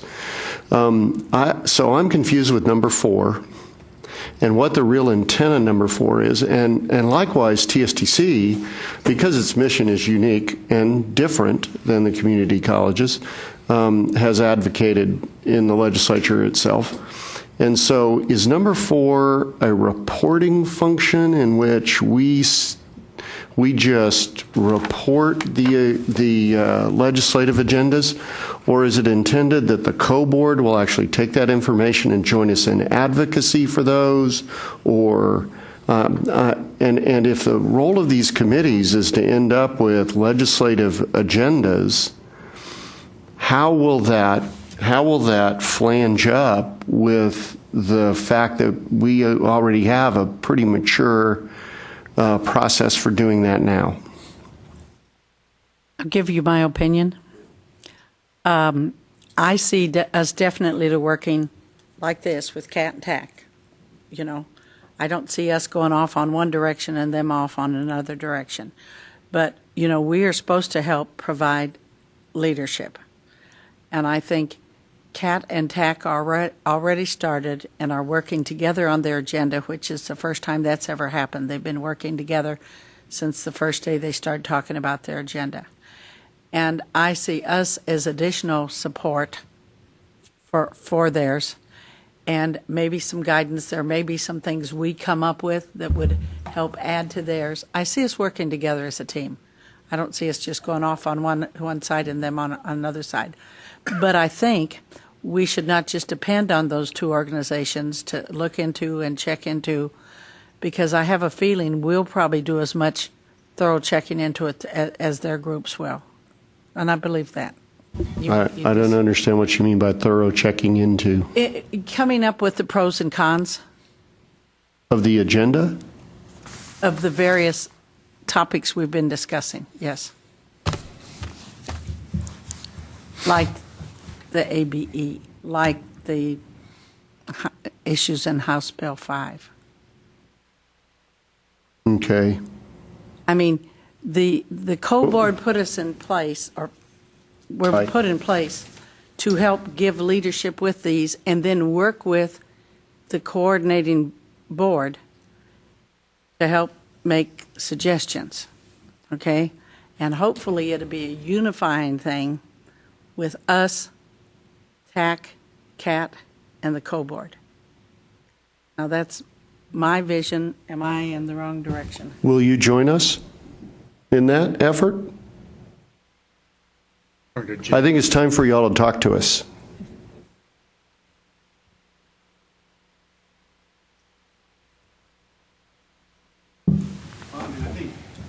I think clearly we're all working together already. Marie's correct. The two legislative committees of TAC and CAT have been working together on a legislative set of priorities. As many of you know, it's going to follow the 5-point plan that we had last time, although there'll be policy statements and some specific recommendations. I mean, my take on this is, this is a group to advise the coordinating board on legislative issues. I think it's a good vehicle to both look at some of these issues, vet them as leaders on this council, but also to carry forward maybe some of the work that's being done both by CAT and TAC to the coordinating board. I see it as a linkage to the coordinating board, not necessarily a standalone effort, and I think that's what Maria is talking about, is how can we best have you guys vet through our priorities that your leadership is working on of your two groups, and then carry that message to the coordinating board.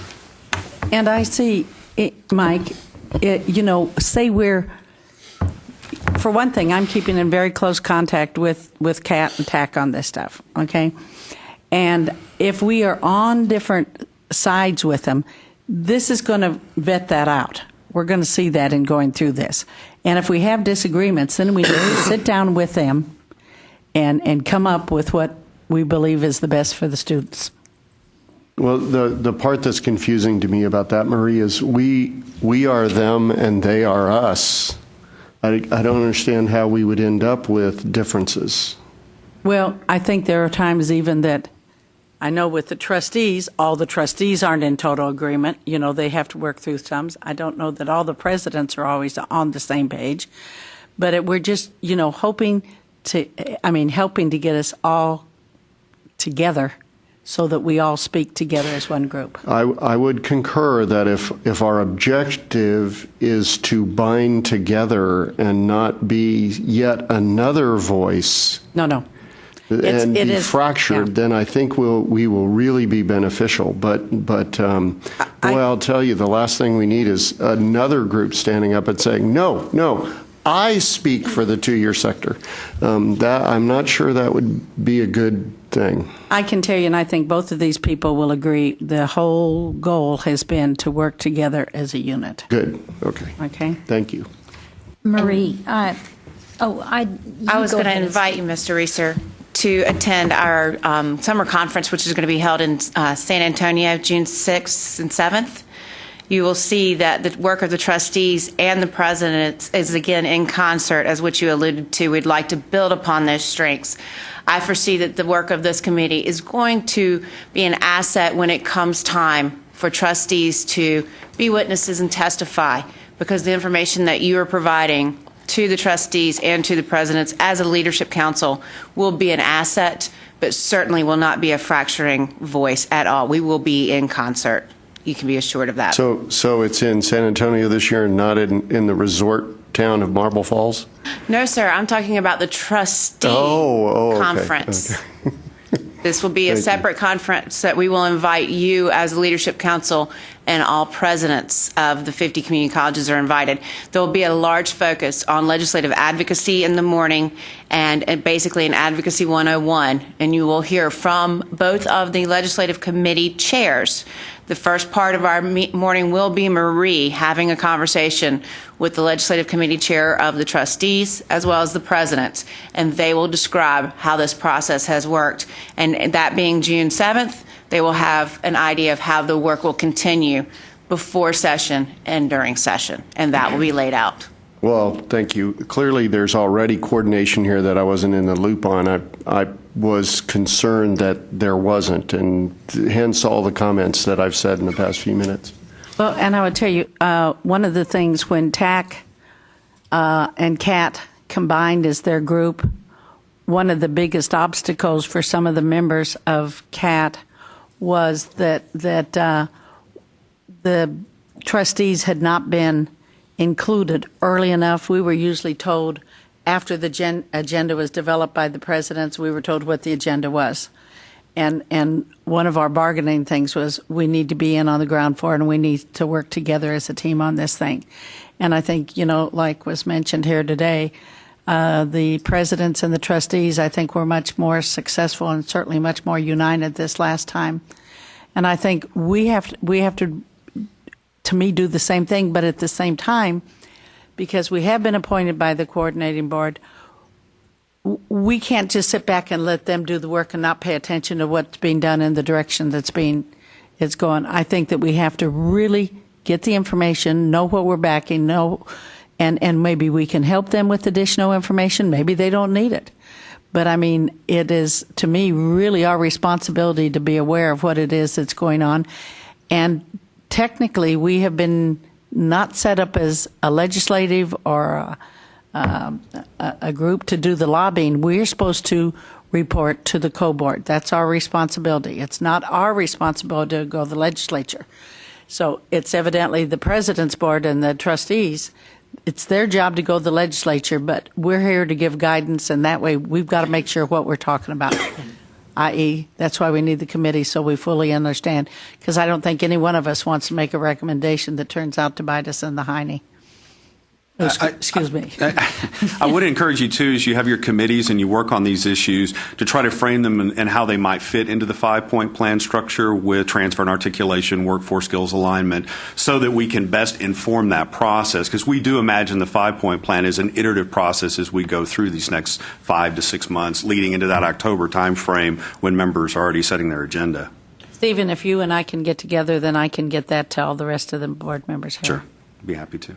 Now, do you guys have any concerns about what we're about to start here?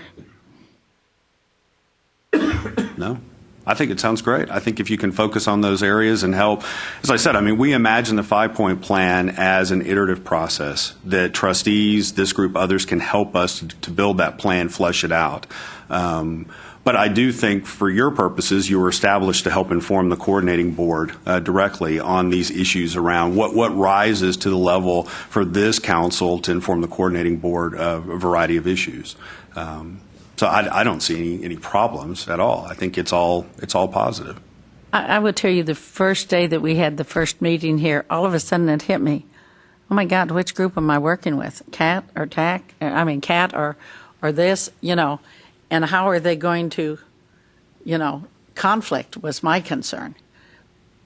But it's not. It's going to dovetail and work together. And I think we're all going to be better off for it.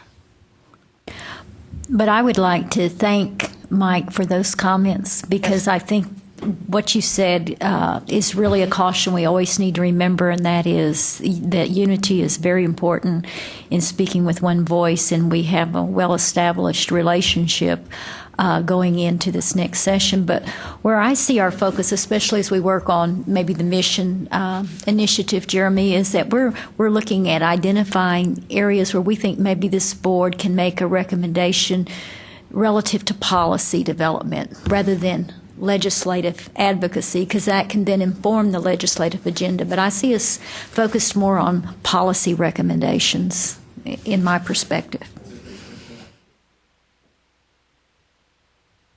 Rex, where are you on all this?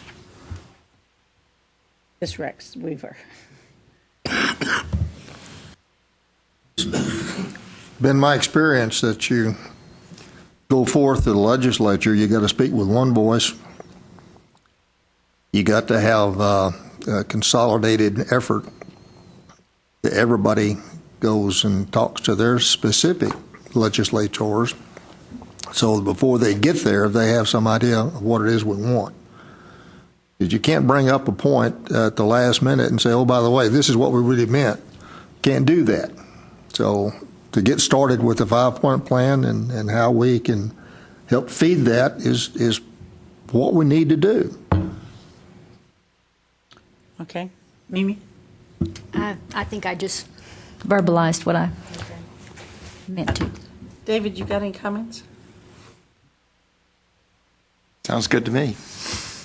I think it was an important clarification, and it's really one reason I brought up the Texas Success Council, and that our assumption is that you'll be working with current efforts, and the last thing we need is people going off in different directions. We need to be able to focus on what's really most important and reach some agreement.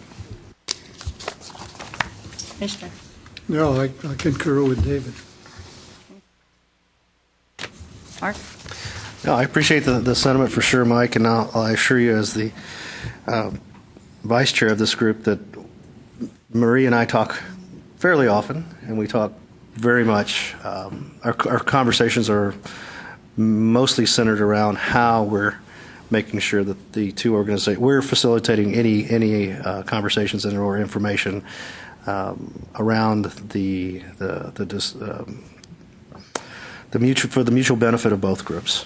So that's very much part of it, and this is kind of that first year we're kicking things off and we're just getting things going, and I know I've got the upcoming year to be looking forward to, and so I'm sure the conversation will continue once I'm chair as well. But I'm learning from Marie, learning a lot, and but we're having a good time making sure both organizations are no more polarized, not polarized. Let's just say that.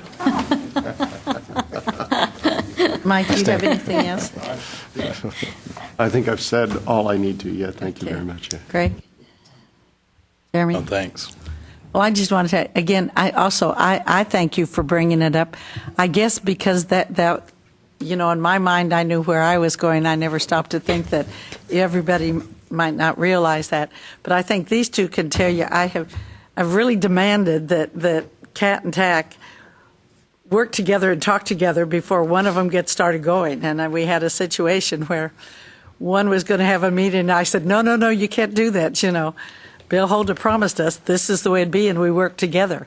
And I think that we absolutely have to, and we may not agree on absolutely everything, but I'm sure we can agree on 95% of it, because both groups are there for student success, and that's why we're here. We may not always agree on every little detail, but we'll be able to agree enough that we can work together and support, and we will now have a much stronger group, even because we'll have CAT, TAC, and our group all working together, and then the relationship with the co-board that will know and understand that we're united in where we come from. The last thing I want is get into mishmash with either of the two groups. We've got to work together, and I think, we've got an opportunity for the first time ever to have these groups work together. And CAT and TAC, I think, are working together much better than they ever have. And a lot of that has to do with the two people that are sitting right out there, too. So appreciate you guys. Well, that being taken care of, I'll get in touch with those of you that are chairing the different ones in the next week or two, okay? And we'll start setting up a process. Looking at our next meeting, we're toying around with the possibility because of having it at our annual conference, CATS, that same time if we could, because we think all of you should be sending, all the presidents should be sending hopefully somebody to the conference, and I think they'll get a lot more out of it, your board members this year, than they probably have in the past. We really are moving the agenda up.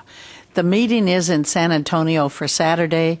The executive board and the board are getting together Friday, and the commissioner has agreed to speak Saturday, and I want to just toy around to see if some of you could make it to that meeting, and then we could maybe have our meeting there on that Friday. Now, if it doesn't work, then we'll set another date, and Gary's going to help put all this together. But why don't you let me know? You've all got my email. Let me know if you could make it. We'd kill two birds with one stone, because I know some of you are planning on going to that meeting, so that would only make one meeting that month instead of two.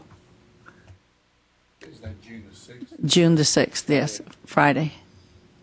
And then Saturday is the actual meeting for the CAT group. And a lot of the presidents do attend that also. Jen, do you want to talk a little bit about what's on the agenda for that meeting?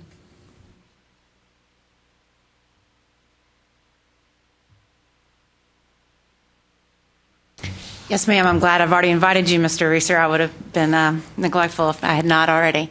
We will start in the morning with a focus on the upcoming legislative session. And as I stated, it will begin with the two committee chairs representing the presidents and the trustees for CCAT and TAC, talking about the evolution of the new relationship and the promise of going forward with that voice in concert.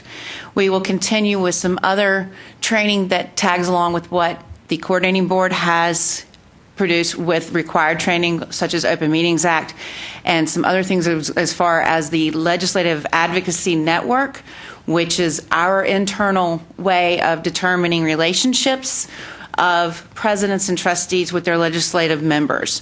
So the point of the second part of the morning will be the technology focus of legislative advocacy. As we know, technology is changing your board meetings and how you hold meetings, open quorums, walking quorums, those types of things.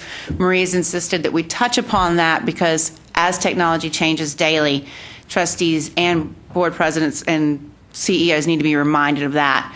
We will also have the commissioner providing a presentation that day at the invitation of Marie in order to continue the relationship that you are building with the coordinating board. We'd like the commissioner to speak. We had the chairman of the coordinating board speak last year, Fred Heldenfels. So we'd like to continue to have representation of the coordinating board at the trustee meeting.